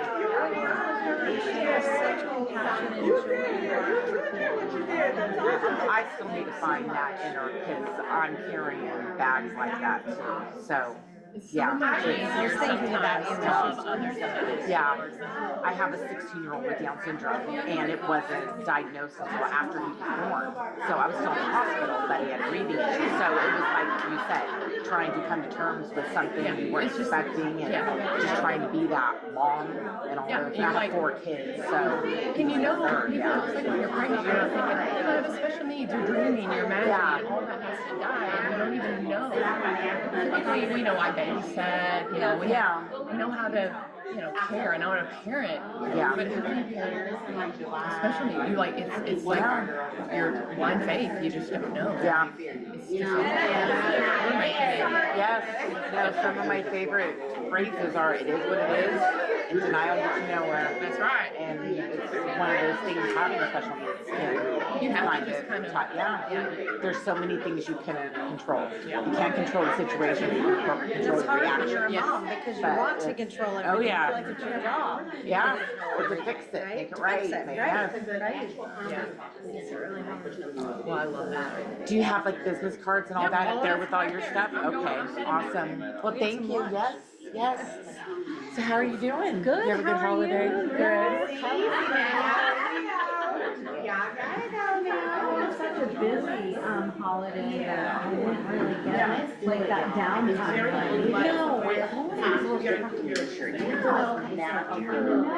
was kind of more of a routine. It felt very routine in position. I didn't like that. It was hard buying presents. Nothing I'd see in the store just like screamed, oh my God, that's awesome. It was just like, It felt like just I had all the boxes. yeah, carrying by yourself. Yeah. That's why I wonder if that also because it's just however. Yeah, fine. I thought it was good. And it made me feel really sad because I felt like I didn't.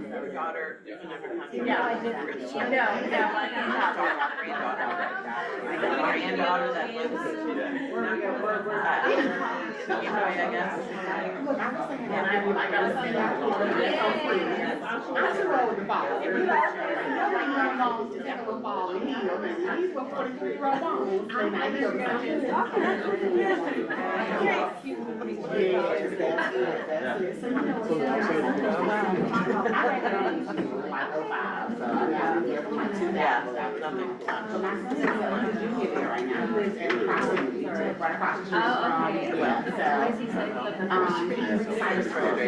So once he graduated, then I had another couple that I met at school Over a year ago that I've been like, and I went and showed him a house right before Christmas.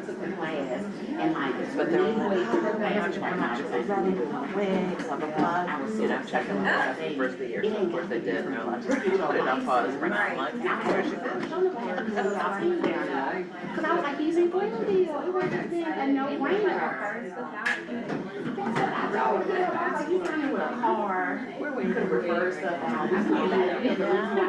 We're waiting for steal people. I got y'all. I ain't telling them. Well, that was the other one is I'm looking for a parent to find a year. And he basically said, if something perfect comes up, let me know. What do you mean? Okay, your budget is $300,000. It's not gonna be perfect. You said pass. Has to be passed. So I didn't see it, I'm 44. So it's like, Okay,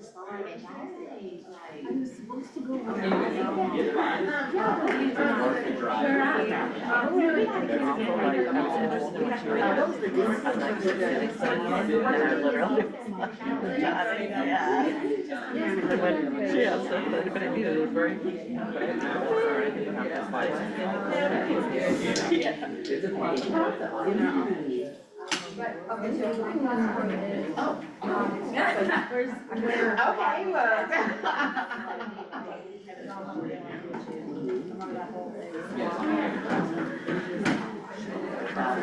Like, I'm just so proud of y'all.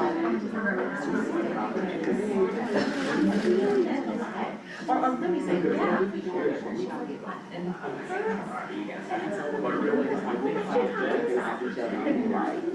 high school, they like put on lockdown now, so it's like, you can't go to the bathroom, and somebody else is going to the bathroom.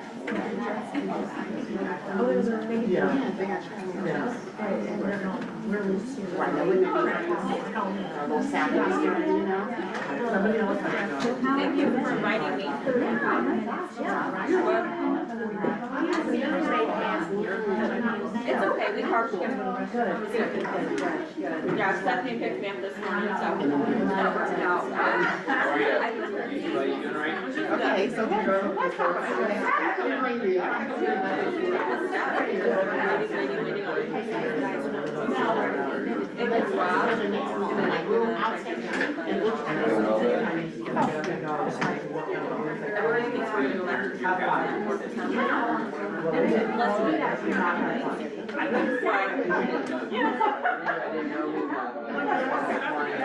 Maybe 2 years from now. Just refine it. That's the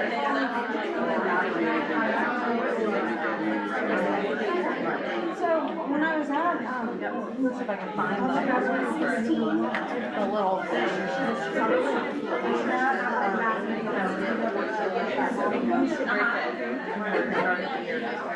and they were going to because actually in high school, because I you want to do like next time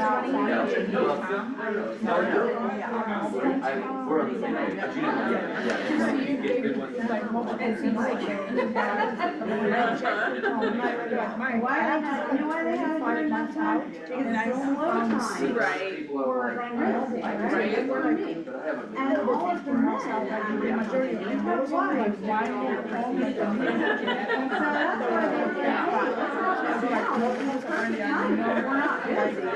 I'm like, really? Because I'm like really busy and I just got some and I go like, like small builders Here's the offset. build like a affordable house. Here's like the value of your house right here. When you're looking at it, I think we should start our team meetings with the dance party. Yeah, I think so too. I think that'd be great. You're not the energy. I'm waiting for it to be 575 in 2026, and the down payment's still 3%. Here's the difference that you're paying. Yeah, I think that works. $1. The majority of them $1 $25 So, I mean, and in the meantime, if you really lost money, those are the ones that want to get in. Yeah, you're losing your savings account right there. Yeah, 35,000. Yeah, it's tons of education right now.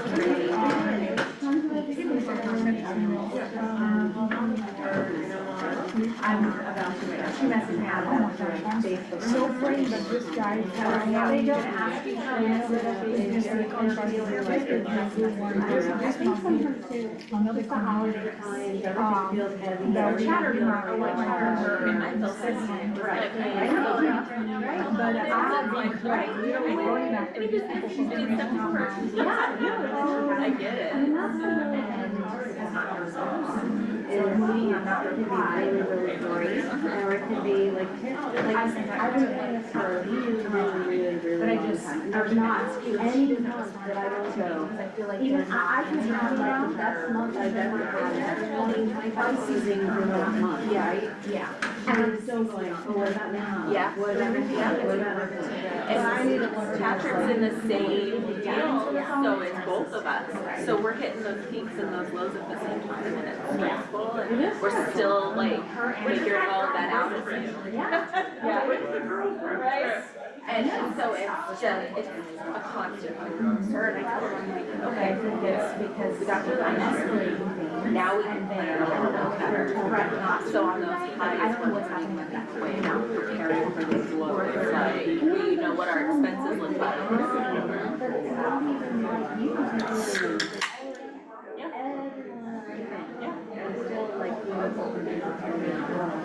Like Heidi responded to me yesterday on one of the things that I had asked you about on Tuesday. Wow, That want to buy and sell. it was like, wow, this is 17 That are waiting. No, that are waiting to buy.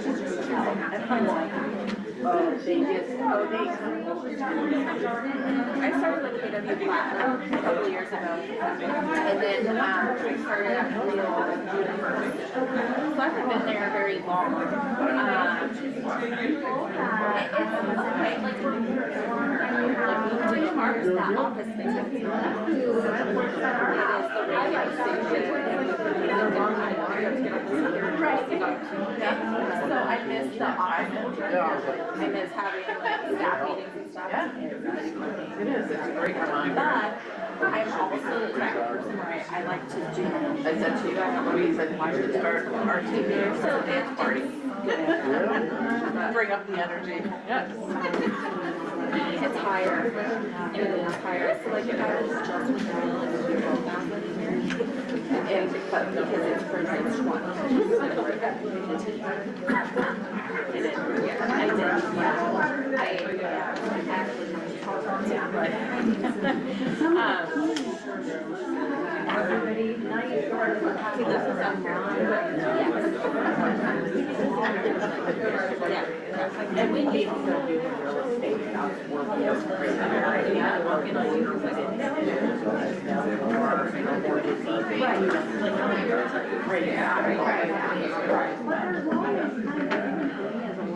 there's always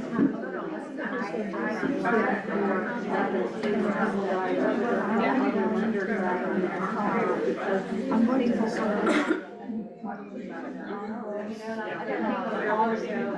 Hey, I've got this weird situation. What about it? Has no in this, but we're even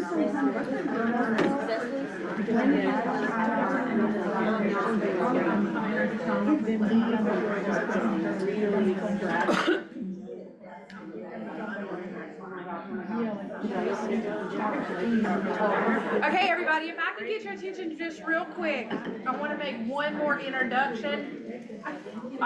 Charity. I call you because if you don't talk to them, they won't talk to you. So I want to tell you a little story. When I did have a team, what'd you say? Yeah. When I did have a team, I had a young fella on my team, and he always found the most trouble. I mean, everything the guy touched turned to trouble, and he was always coming to me to problem solve. And he came to me one day, and he had the most impossible situation with one of his clients. It was not going to close. The situation was one I had never heard of, shockingly, because I get everything crazy too.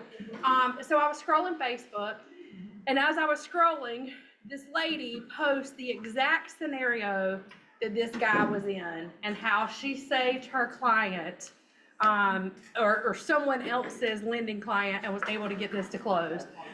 So I had this young fella call this lender, and somehow miraculously she got this deal to close. So anytime I got anything crazy or anybody came to me with something crazy, I would say, oh, call her, see if she can fix it, and she always did.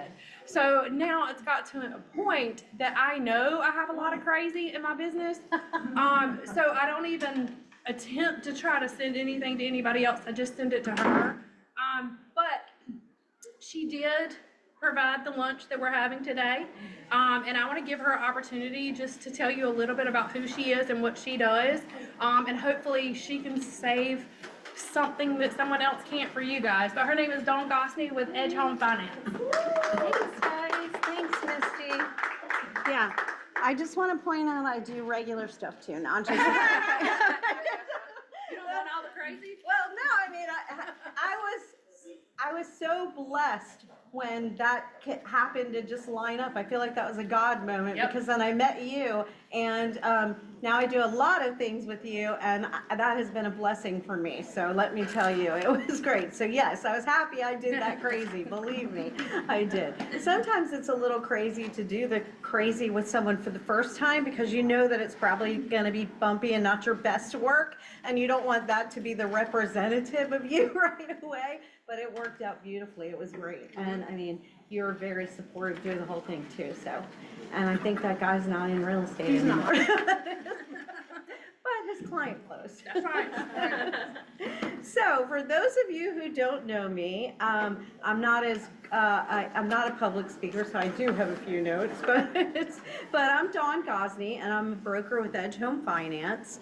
And I work with lots of clients to get from the beginning to end of the whole mortgage process. And let me just tell you, I love what this event represented today. This event was just amazing, and I think what everyone needs, because real estate is powerful, meaningful work, right? I mean, it really is. But it's also one of the most emotionally draining and stressful jobs that you can possibly imagine. And, you know, the general public is like, oh, how hard can it be? They have no idea, right? They have no idea what you're going through. You're guiding people through one of the biggest financial and emotional decisions of their lives. And the whole time you have to manage the pressure, the timelines, the personalities, and the expectations of everyone in the whole transaction. And today was about mastering those reactions, protecting your peace, strengthening power. And as a lender, I can see quickly how transactions can pull you out of that piece, right? Appraisal issues. How many people get appraisal issues that appraises low and all of a sudden you can feel that coming up in your body like, oh no, what are we gonna do? Inspection surprises. Builders that push back at you, rate headlines that people call you the next day and go, hey, do you think I can switch lenders? I'm closing next week because I see that you know, rates are better, all of these things.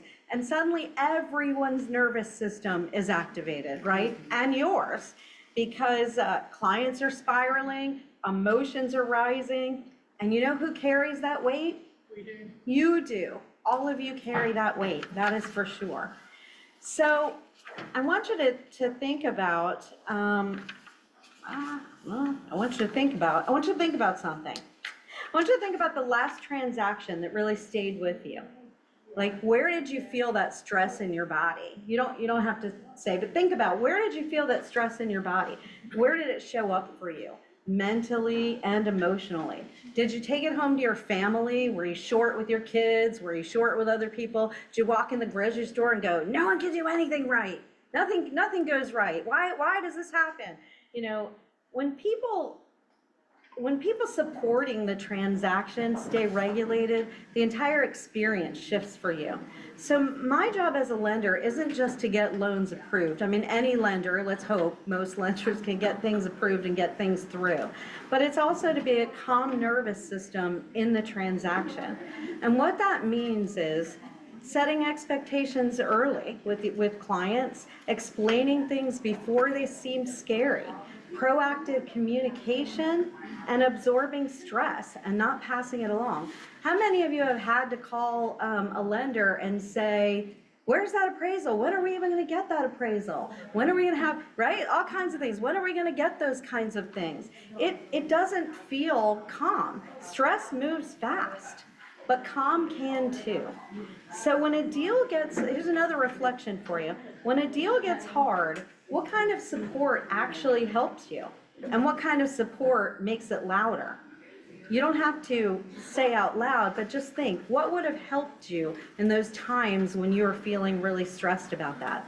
Because in my experience, when clients feel informed, they feel safe. And when they feel safe, they trust the process. And when they trust the process, they stay grounded, you stay grounded. And when you stay grounded, you can show up as your best self and be worried about getting the next client that coming in instead of worrying about all the fears and things that could happen with this one. I know that that's your money, right? We we all do this because of lots of reasons, because we love our, our clients, we want to help people and all of that. But let's face it, this is not a hobby for us either, right? If we had a hobby, we'd pick something else. It is a job, and at the end of the day, we worry that that paycheck's not going to close. So you're depending a lot on your lender to make sure that that's going to close and you're going to get your check. Now, I know all of you have lenders, because you're all great agents, and I'm sure that you've made a lot of contacts with lenders. Now, I'm not here to replace anyone, but I would like you to know that I am a lender that can help to make your job easier, not louder. I feel like the best partnerships feel steady, transparent, and human. And it feels like you're not carrying the transaction by yourself. You have trust, and you know that this person cares about you, cares about your client, and cares about getting everything to the closing table on time, where they're feeling like it's a really good, situation for you. The third reflection is, what would it be like to build your business in a way that protects your peace and not just your production? I mean, think about what that would take. Could a lender who has the same values as you, who is communicative, who's going to be, you can ask Misty. If Misty calls me, I'm answering that phone. It doesn't matter what time, because I know that if she's calling, it's something that she really needs to know, and it's something really important at that time. So I just want you to think about what that means. I didn't bring business cards or want to make this something where it was a real push to sales. But if anyone wants my contact information, I'm happy to share it with you. If you'd like to schedule a time to get, a glass of wine, some coffee, whatever, and chat about what I can maybe help you with your business, I'm happy to do that. Thank you, Misty, so much for inviting me to do this. I think it's also important, will you let people know what the difference is between a lender and a mortgage broker? Oh, absolutely, absolutely. So that is a huge thing.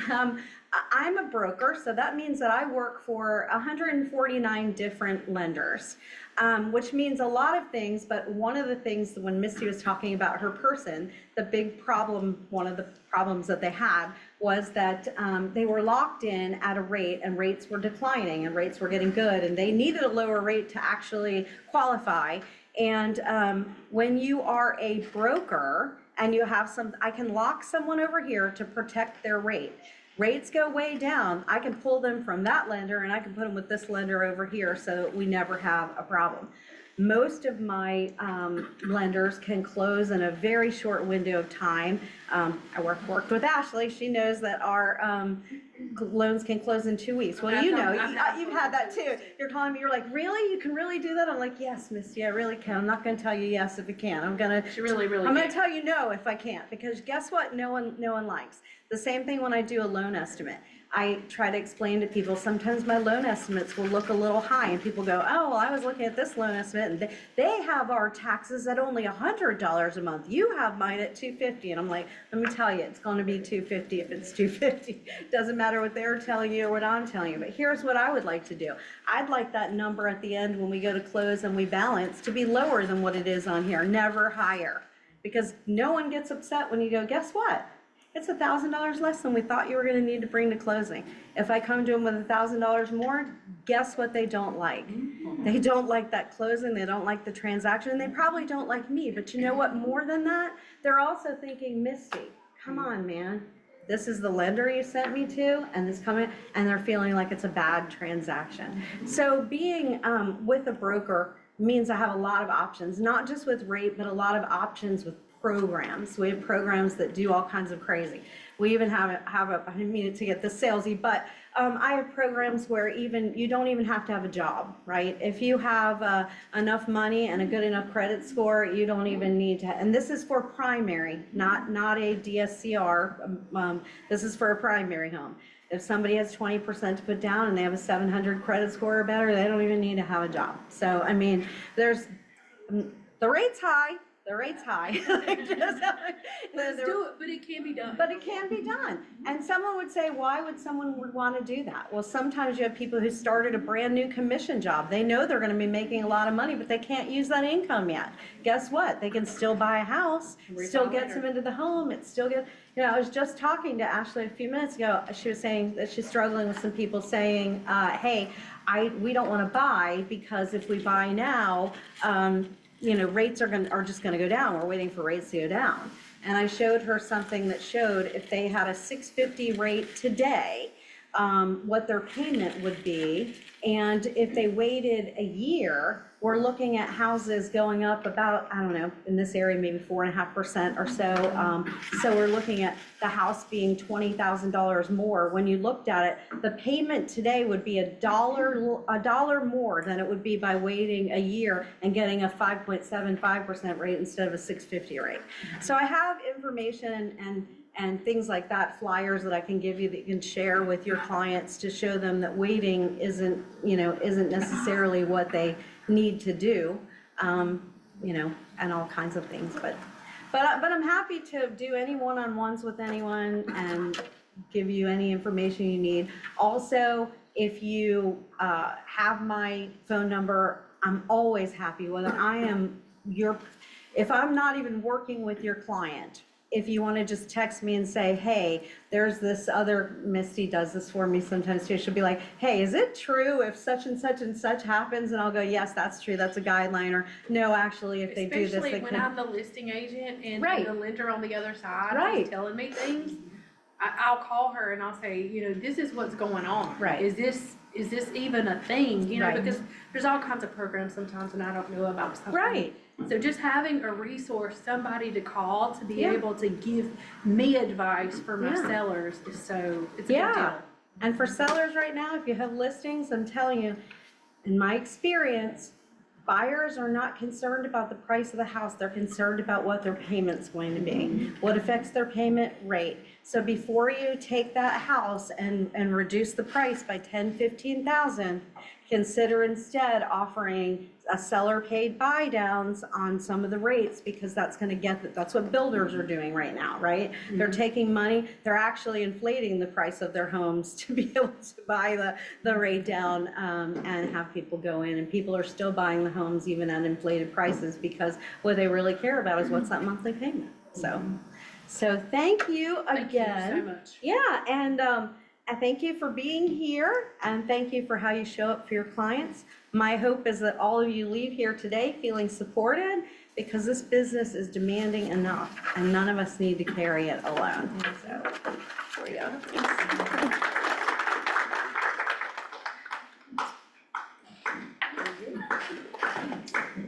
You want this type of battery? It's so nice being able to Return it? I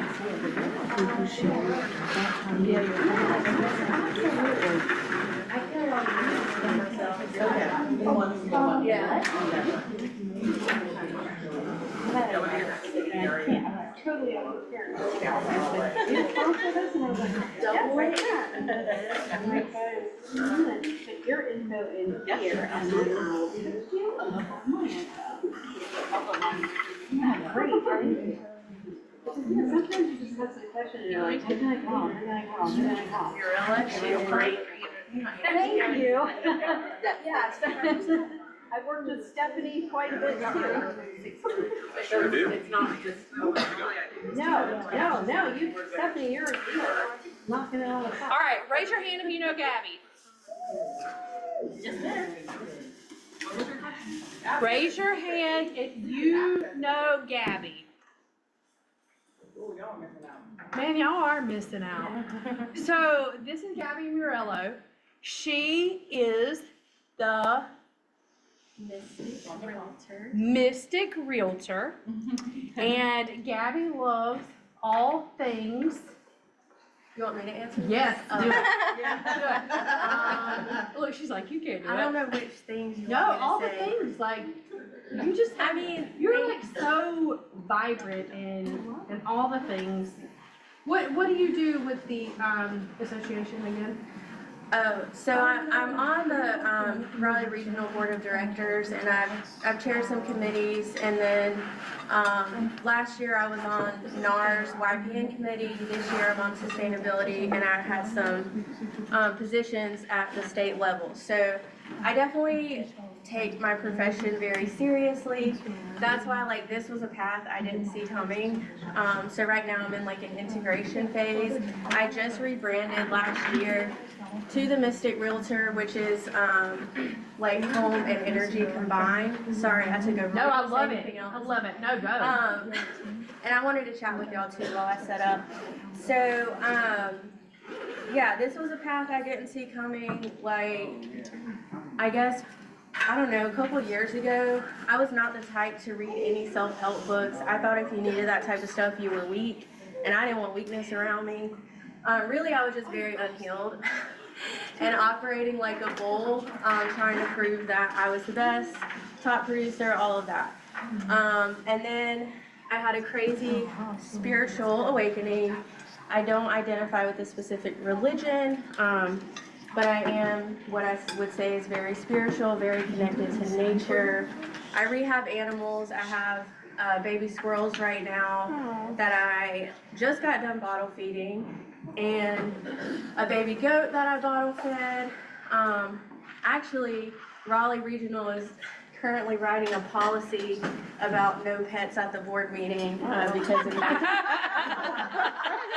So I'm also a troublemaker. Who did you bring?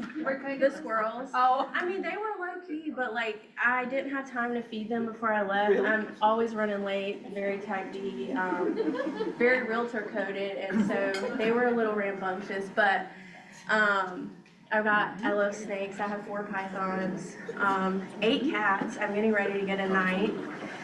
So, kind of a crazy cat lady. You'll catch me outside, like, literally, like, hugging a tree, talking about nature. It doesn't just make you feel better because, like, it's beautiful. There's a science to it. The electromagnetic energy that comes from the earth is meant to connect with our bodies. We're always emitting a field around us. Some people call this auras, but, yeah, there's a lot to it.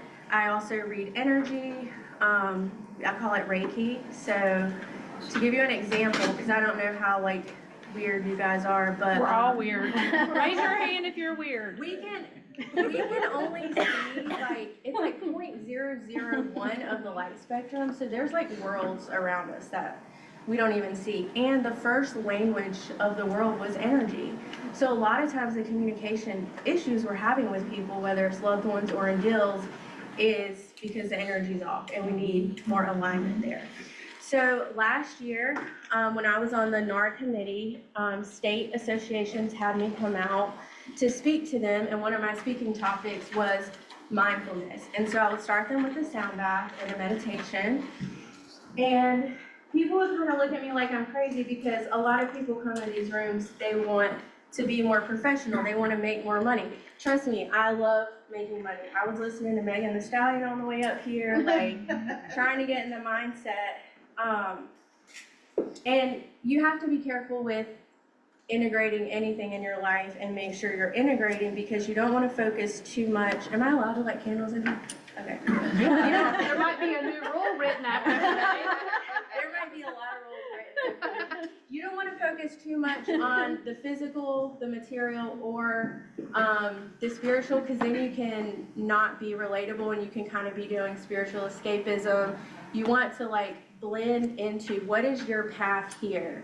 And for a while, when I first got into all this mystical stuff and dead people were talking to me and I was reading energy and I even had someone's liver talking to me once. And it turns out the guy was about to have liver disease. He didn't know.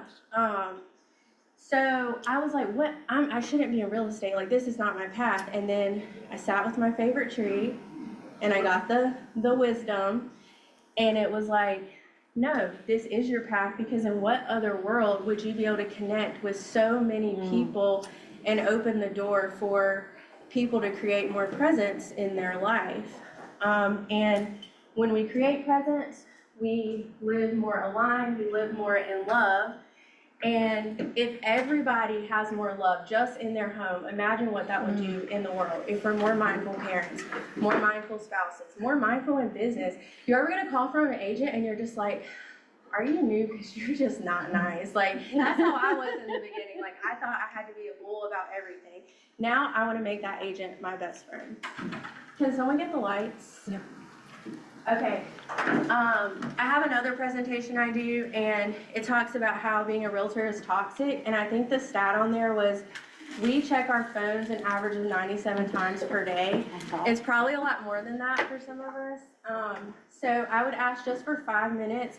If this will not work if you're on electronic, so if you could just close it down for a minute and be in the present moment. I am gonna ask, I made the mistake of checking my phone before this, check my email, instantly heart rate elevated, like I've got some anxiety now.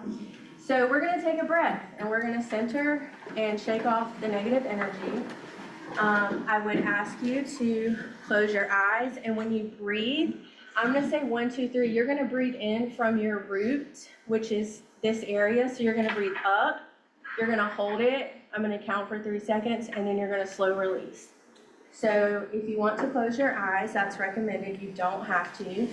All right, on the count of 3, 1, 2, 3, breathe in. 1, 2, 3, slow breath out.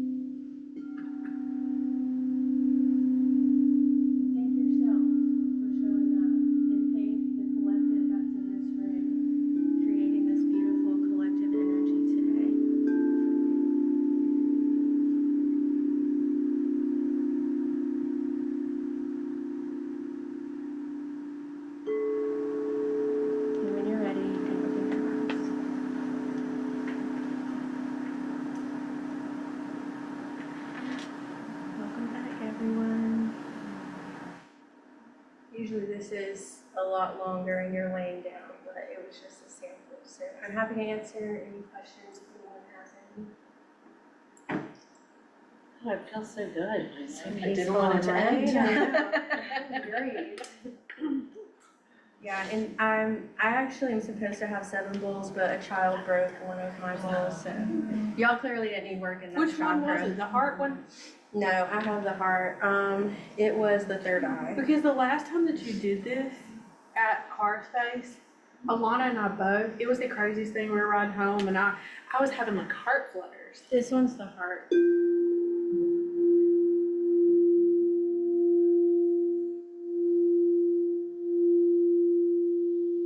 But it's also based on whatever you're dealing with at that time, you know? But she was having them too. So I don't know if we were both dealing with the same thing, because I was like, my heart was fluttering. She said, mine was too. I was like, oh wow. Yeah. And sorry guys, I know I talk fast. I'm very ADHD, just like Misty and Charity. All the best people are. Yeah, it's a balancing act for sure.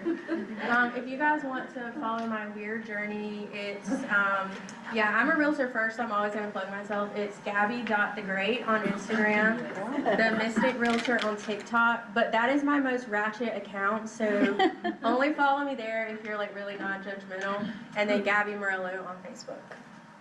Thank you guys. I thought you were going to let us play these things, because I Oh couldn't yeah, play them. well, when we're done, if anybody wants me to put it on your body, Misty, Yes. why don't you like lay down and let me show the. Oh, Yeah. lay all the way down. Where are you going to be? Where do you want me to go? Just on the floor? Yeah. Okay, I'm gonna do a scan of your energy to see which one I use. Yes. We're doing Let me take my shoes off. We're doing solar plexus. So your solar plexus is right here, and it's responsible for your confidence. We call it like the I am energy. Don't laugh. It'll fall off. Close your eyes.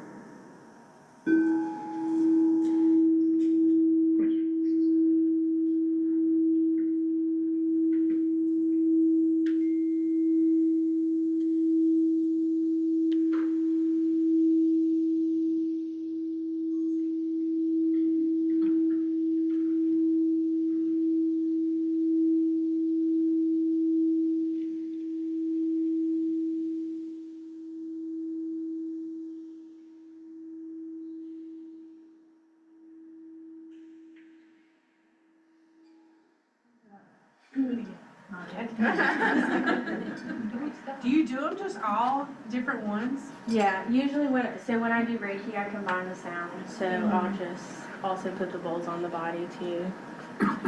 And I'm sorry, I don't think I actually explained what Reiki is. It's some people call it like energetic massage. So it's a balancing of the energy centers where we read the energy, which I know sounds really strange, but for me, I get like a lot of visuals or just like a message. Like when the guy's liver was asking me for help, I was like, am I going crazy? But I just have learned to just say whatever comes. And yeah, he had a liver test done and it was not good. So you never, I know it's just my job to give the message, not really like decide what it means to you. So what you just did to Misty did what?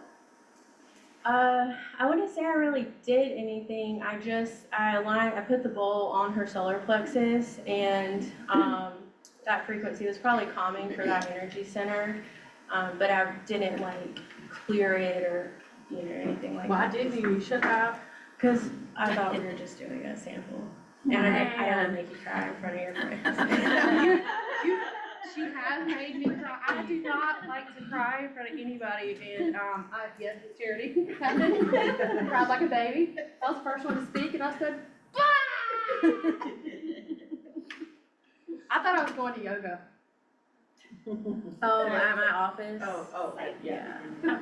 Where's your office? It's in Sanford. I live in Sanford also, if anybody ever needs help down there. I was born and raised there, so I'm very familiar with the area. Gabby had a birthday party and a grand opening at her office, and Charity invited me. I guess Gabby invited me too, but Charity threatened me, and so I went, and yeah, and I thought I was going to do yoga, And I was not.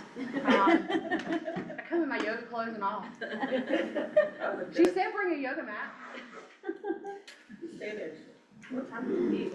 Yeah, I was like 2 a.m. What? Good times, yeah. I don't even know. Yeah, I was laid up on the You couch. were really doing that hard work. No, we got there at 7. And what was the personality test Everybody else we left did? and then we stayed. Working genius. Yeah, we did our working genius Working too. It's pretty cool. Yes. I love Sanford because little known thing that people don't know is that Temple Theater there. Yes. It's amazing. It's great, yeah. Yeah, and the architecture. Yeah, the best community theater I've ever been to Yeah, is so in my Sanford. office is Temple like Theater. on the very next street. It's Oh, downtown. yeah, it is, it's like Broadway level. Yeah. It's so good, so. How long does this sound about typically? It's usually an hour. Dang. And I'm hosting another one this month at my office, but it's community offering. So instead of paying for it, you could bring anything: a loaf of bread, a book, a flower you just picked. Like, yeah. So I can let you know when that date is if anybody wants to join. I do. And that'll be a full one where you lay down. And just one last thing I want to share. I know we're probably over time, but when we were talking earlier about when you're going through, hard things and then trying to find the peace. I mean, sometimes it really feels impossible. And that's why, these practices, it's so important that you create practices, whatever it looks like for you, around gratitude, around healing, because the way I describe it is like we're a lighthouse in the ocean. The waves are going to come, the storms are going to come. That's life. Tragedy is all around us. Are we going to fall down every time something happens? I guess it was January, what year are we in? 26. January of 2024, I went through, they say things come in threes. My children's father passed away from an overdose. I, at the same time, decided to leave my alcoholic husband and move out of our home we lived in for 7 years. And my baby goat that was disabled in a wheelchair at the time, because I'm always bottle feeding something, died while I was at a conference. And I kind of just I kept moving. And so I didn't really talk about it, but when I would talk to people about it, they would be like, how are you functioning right now? And I thought about it and I was like, oh, it's all my practices. They are the reason that I am able to show up for my children and actually function and not just be wearing a mask. Don't get me wrong, it was hard. Starting over is always hard. Going through tragedy is always hard. But if you work on the stuff inside, you are going to be more equipped to deal with it, and you're going to come out with more light and love rather than more rigid. And that's what we need. We need to come out with light so we can spread that into our families and into our relationships and across the world. And, eventually, I'm not saying everything will be okay, but it will feel a lot lighter. And I'll leave you with that. The shift too. Huh? That kicked off your shift into Yeah, more. yeah, it was, all at the same time. Thank you, guys. So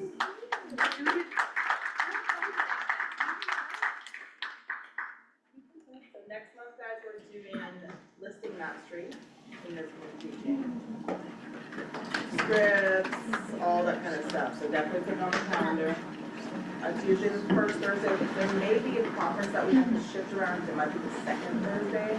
But just put it on your calendar, and we'll confirm that this week and let you guys know. But Do you guys list that on your Facebook page? yeah, me, Tina, Access, just follow all of us. We post there, we put it in their Access chats, we put it in the stories, we put it on Instagram. We try to put it in lots of places. Sometimes it gets lost. But we're gonna do some cool things this year. We're gonna do one in Charlotte. We're gonna do Greensboro. We're gonna do Fayetteville. We're gonna do the beach. We're actually traveling with Access this year. So yeah, it's gonna be a lot of fun. Misty, great job kicking us off. Yeah. Thank you all for coming. Really, really, really appreciate everybody.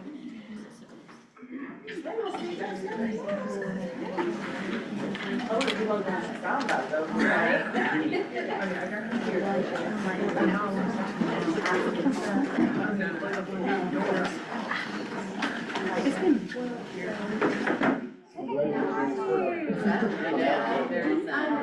gonna go and have these look at You selling a house somewhere?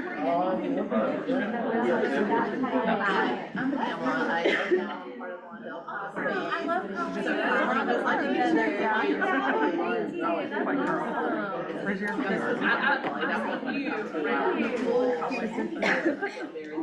Question for you, or is it, are you specific? Yeah, we're just disconnect accounts and media and all that, that's everything. I just followed you. Really? Oh, alright. Okay, awesome, nice to meet you. You as well. Bye, guys. Bye.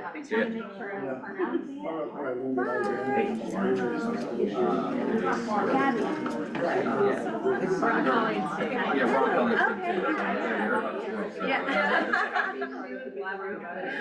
I love comedy. Yeah, I'm always getting everybody. So you brought them and they were just jumping around? Well, no, they weren't jumping around, so I actually had an old sound bag that I carried them in, and so they were like zipped up, but because they kind of like focused their head at us. So I had to go get him from the corner, and I was holding them in my lap, and it was like nobody saw them. Well, but then the chick saw them, she got so excited, she announced it to the whole village. I was like, that's so funny. How are you? Good, how are you?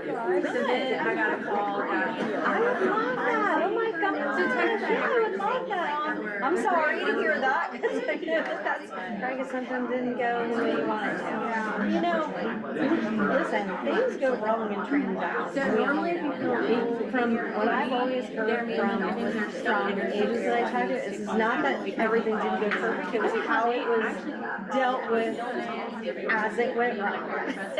No one knew, it was a surprise, no one shifted blame, no one talked to the client about it, no one figured it out. Yeah, all of that. Yeah, I agree. Communication is my number one thing. And you know, you'd be surprised, but I get agents who don't communicate. Oh my gosh. Well, and usually they're ones that we end up being like, yeah, it's just not a good fit. Yeah. Like, I can't solve people's problems if I don't have like, they'll say things to you like, hey, we're really worried about how much money we have to put down. And then you can say, hey, Dawn, what they're really worried about is that they don't have where I know because I don't know. And they are not going to see as transparent with me as they are with you. if we're like, No. So if you can just put your info in and I'll text you. And what's your availability look like next week? so one time, I forgot I wanted to tell you guys, I actually traveled this past summer to festivals because you wanted to remember. So if you want to look at your calendar and then just text me some times that you're available, I am pretty open next week. Yeah, I'm trying to think if I have anything else I can reschedule. So I I don't. things like that, it's just like some together and eat dinner. Are you in Cary or what area? Yeah, so my office is here. Awesome. Oh, wow, you're going to that's a long way. You're going back to Cary. But this is our amazing office, isn't it? We haven't really built I'm gonna text you a mine. system for you guys to be in and out. Where do you learn? Yeah, it has like Where do you learn more about it? Just curious, like, what that Yeah. What type of client do you usually Honestly, work with? like, I love things that I feel like are mysterious to me. I haven't watched first time. Yeah, I love it. So Because what a lot of lenders do is they just talk to them on the phone and they go, yeah, we can get you this rate and this would be about your rate, right? But they don't know anything. So then when they see things like an appraisal, I have to pay for that? Or what is taxes? Why is this so much? Or what is that? So what I like to do is to give them, like when we first talk, it's a sample, but I'll say, okay, where are you trying to get your money? Okay, let's look at where what you can afford by year, what you want your payment to be. And then let's go through all of the costs that are associated, and let's talk about whether you may need the seller to pay any of these costs or how much money you have in the bank. Because they'll go, oh, well, the house is, $350, we were gonna offer $325. 325, and I'm like, okay, but would it be better to just give the 325 and ask them for $5,000 or $10,000 in closing costs? Because, you know, that's gonna help us get your rate to here, which is gonna bring your payment way down to here, and if you reduce the price of the house, it's only gonna make your payment go down by this much instead of this much, and this will, you know. And so I try to show them those different things that they can do. I find a lot of, at least my recent clients, need that extra. They do, because they don't understand even what like buying points. I mean, I've had people come to me and go, well, their rate's a lot lower, and I'm like, okay, what are they charging you for that rate? And they're like, what do you mean? And I'm like, send me the loan estimate, and they'll send it to me, and I'm like, you see this $16,000 in box A? That's what you're paying for the rate. I'm like, I can do a lot better with $16,000. That's not what you told me. And they're like, well, I don't have $16,000. I'm like, well, then that rate's not going to work for you. So let's look at what rate will work for you.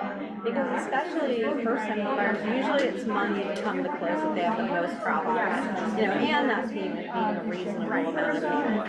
And people also think when they're new, because they hear rates all over, that the difference between a 6% rate and a 6.5% rate, or a 5% rate and a 6% rate, they're like, that must be $200 a month. And I'm like, no, it's really, it's $30.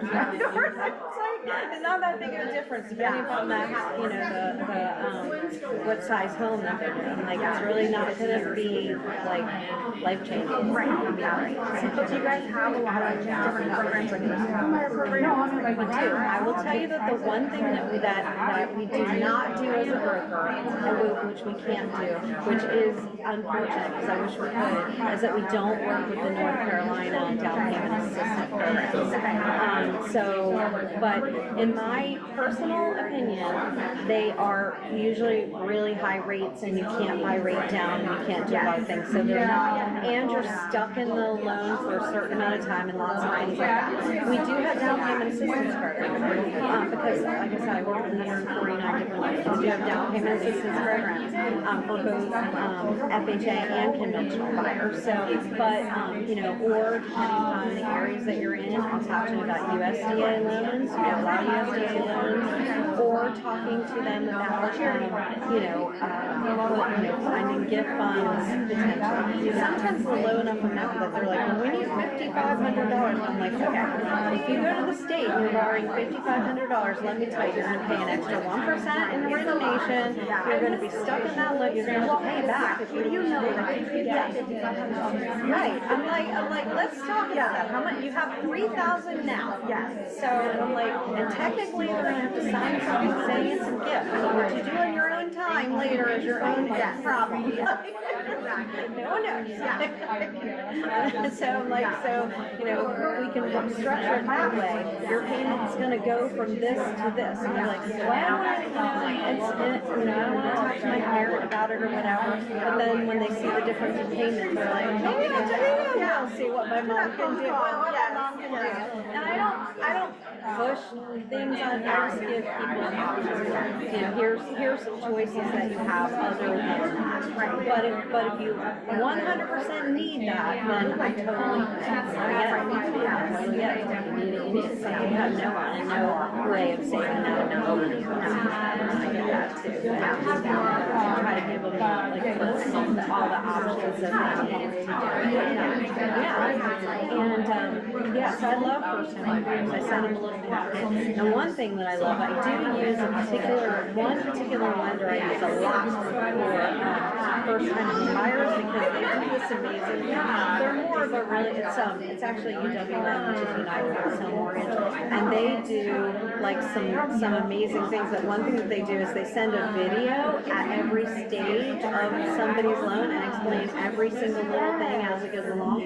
So I always tell them, watch out in your spam. When you get this, as soon as I disclose your loan, it's going to say, congratulations, your loan is in underwriting, here's what's happening, and you'll be able to follow that along too. But I also tell them, listen, if you ever have any questions, it's your very first time buying a house. If we're having this conversation now, You're gonna talk to your spouse, you're gonna get comfy on the couch, and your spouse is gonna go, well, what did they say about such and such? And you're gonna go, I didn't ask that, or I don't remember what they said, or I don't, just text me.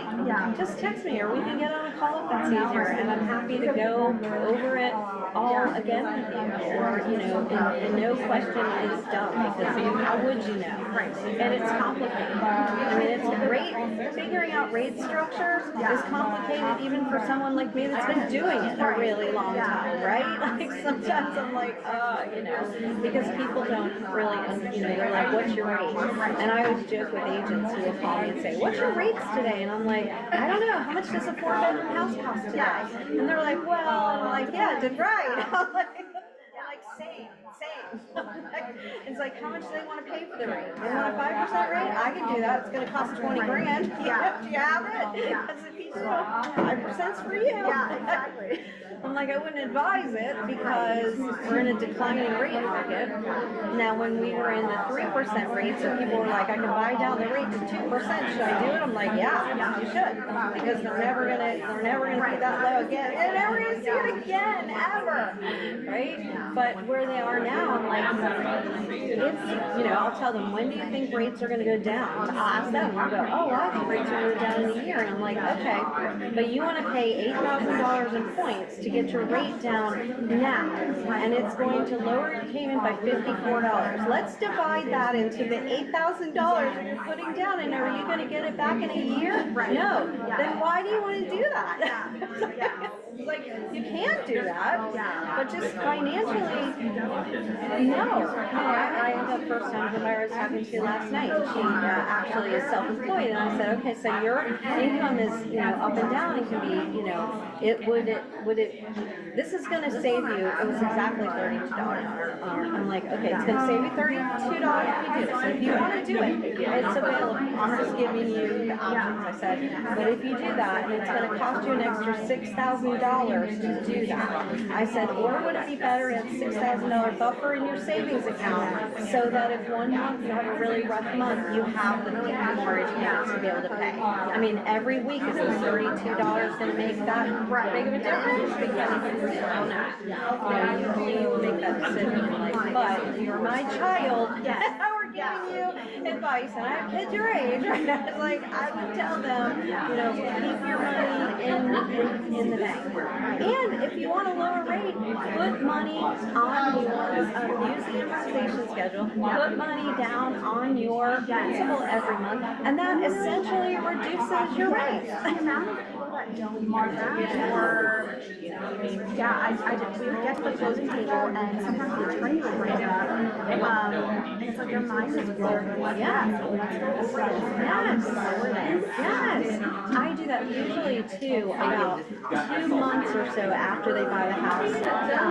Well, after the first month, I'll call them and go, how's things going? And then like the second month in, when I give them a call, I'll say, hey, I was just checking in, and I wanted to remind you, remember we talked about it at any time you wanted to do this, or I talk about recasting the loan sometimes, because sometimes when people get big money in their tax return, like, you know, if you want to get a lower payment before rates are down, you don't have to refinance. A lot of lenders will say, oh, you have to refinance. No, you don't. You can recast your loan, and this is how this works, and this is, you know, and they're like, because I get a lot of, you know, referrals that way when I talk to people. So people will go, oh, you know,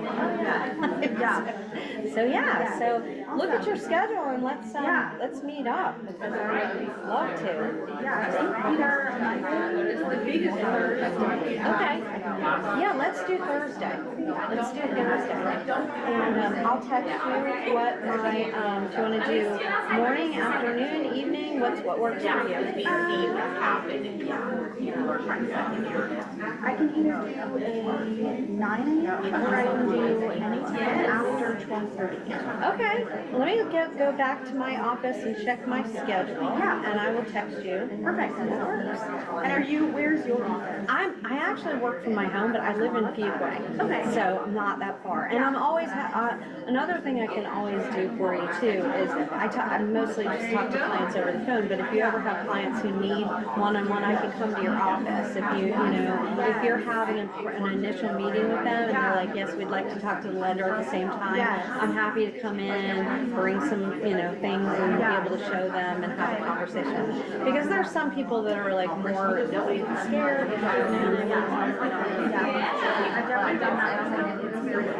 Yes, yeah, it's definitely helpful. So then they feel like they've got a face with it and they,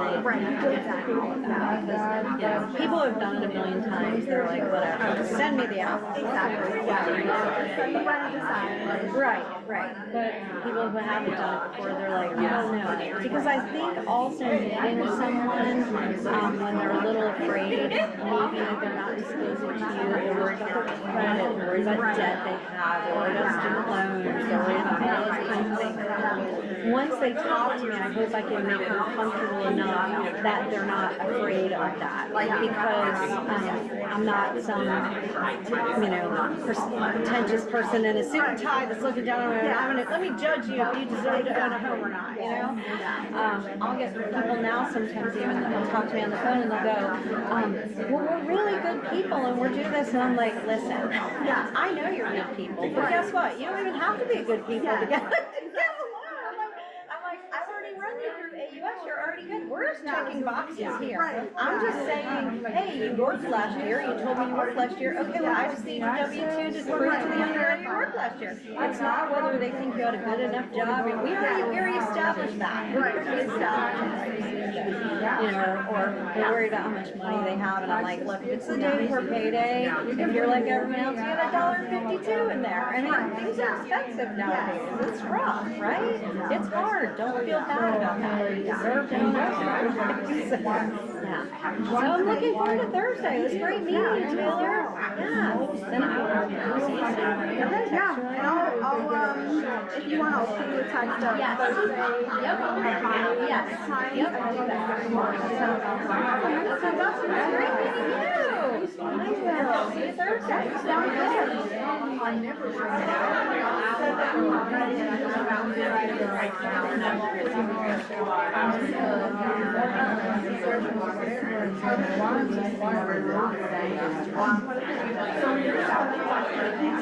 Because the thing is too, is like,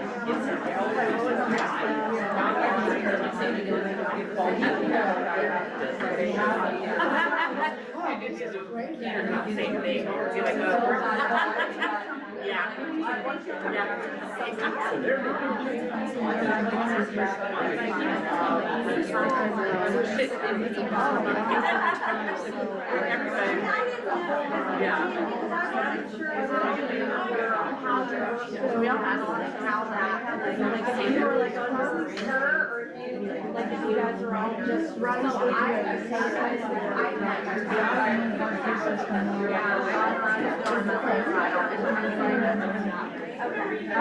the address of the property that I need to search for. So it's like traveling a lot. Nothing is happening. Would be yours, but not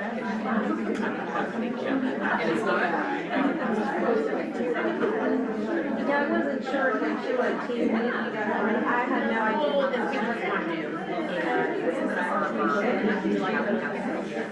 Here's the thing, here's the thing. You are forced to have all of your choices. So that's what it is. You have to have this transaction. So we're putting you with someone.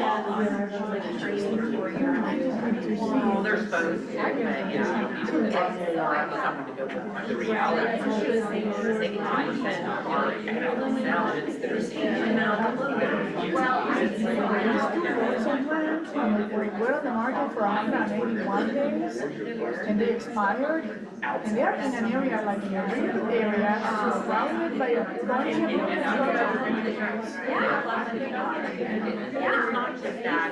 yeah, it's like literally surrounded by a bunch of communities, so like builders should have a high use in tours in our discount. Because they're asking just for 79,000. And you have no idea, I mean, like,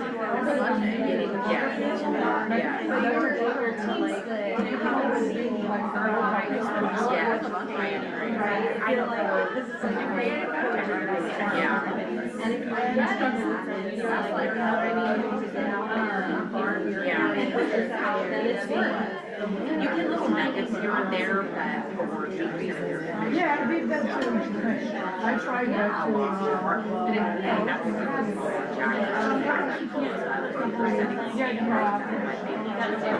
She's only giving away.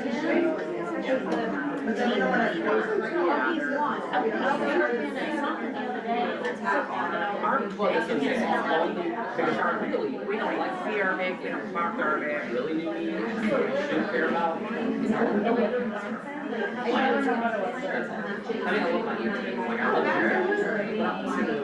Is it common in Raleigh not having a chip? I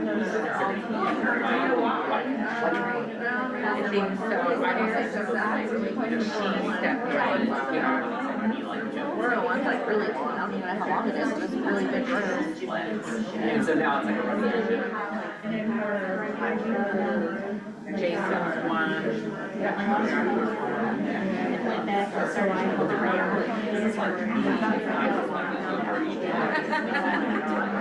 Well, no, I know, because then you're setting up to get your whole list, and you're just doing it over here, you're making us look better. That's why I was wondering if I connected. Yes, exactly what I did. I did it, but I have to click it.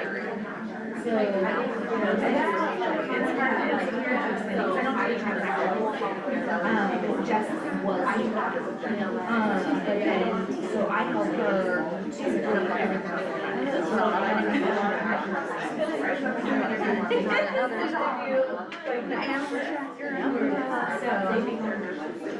Right, so they need to do it, yeah, and so when I was in this, and one of them was right, you're like, oh, nobody told you that before, because they're afraid of it, and so I put it out.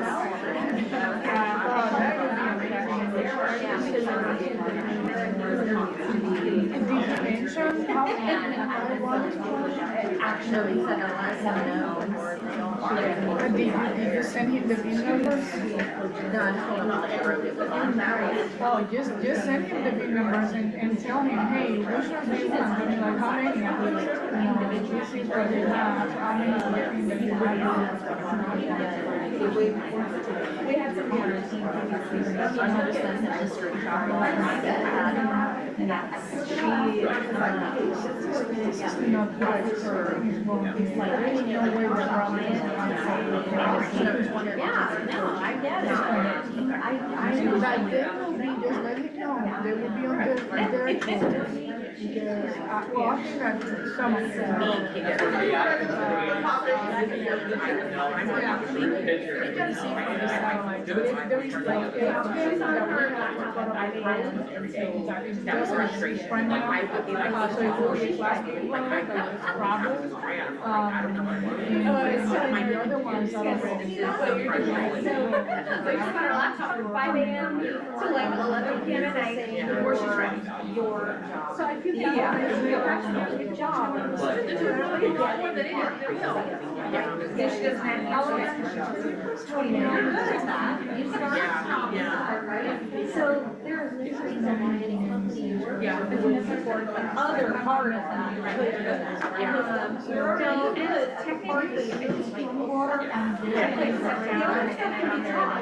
feel like almost the getting clients, so they call me. Yeah, they'll call me saying you work any hour. It is.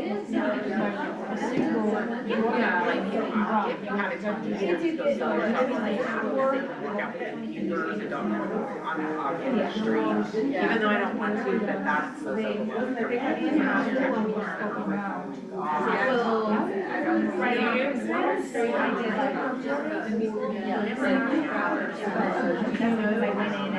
You are 6 or 7 at night, and I need the next Right, that's what I need, you can do it, but if that's not like. I wanted to ask her, is it math counts for meditation? I would have said, no, I go to the park, look at the deer, and I'm so lazy to go to sleep. That's my thing, when I go to sleep, the whole world shuts down. for every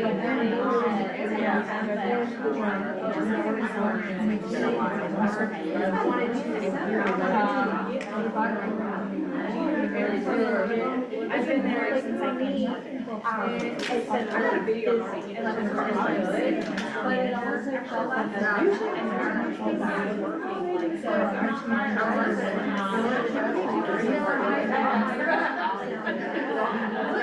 But it all comes down to what it is. And it doesn't matter what time. It's just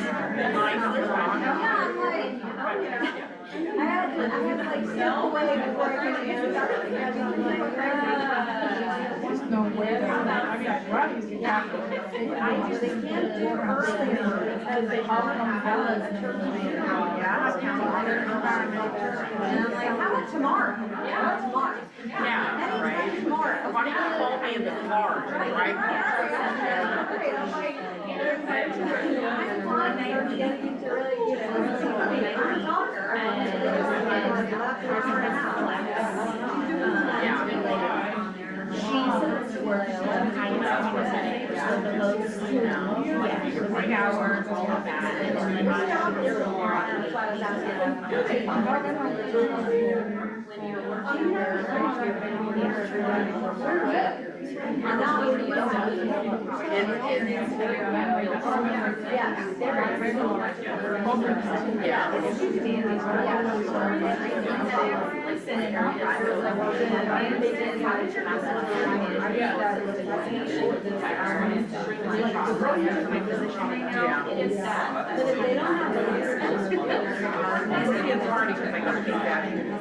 Have that coaching kind of session, but outside of that, and it's there was not really any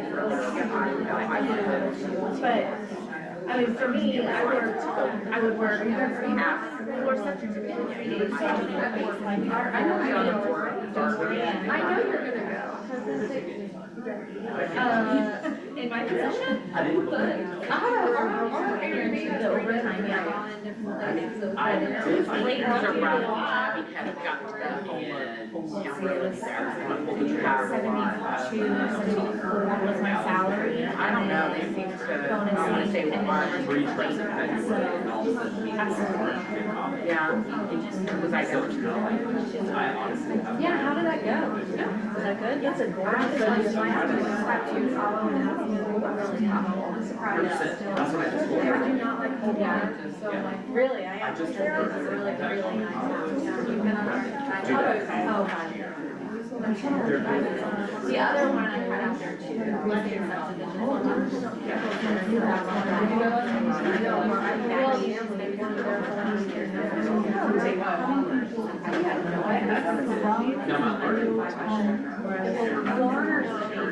Like the whole land because I think there's a thing, and I didn't hear much about it. And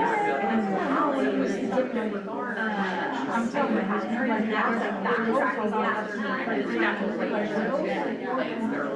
Oh, I know, yeah, exactly. It's a question mark. That's yes, and they have this is like that.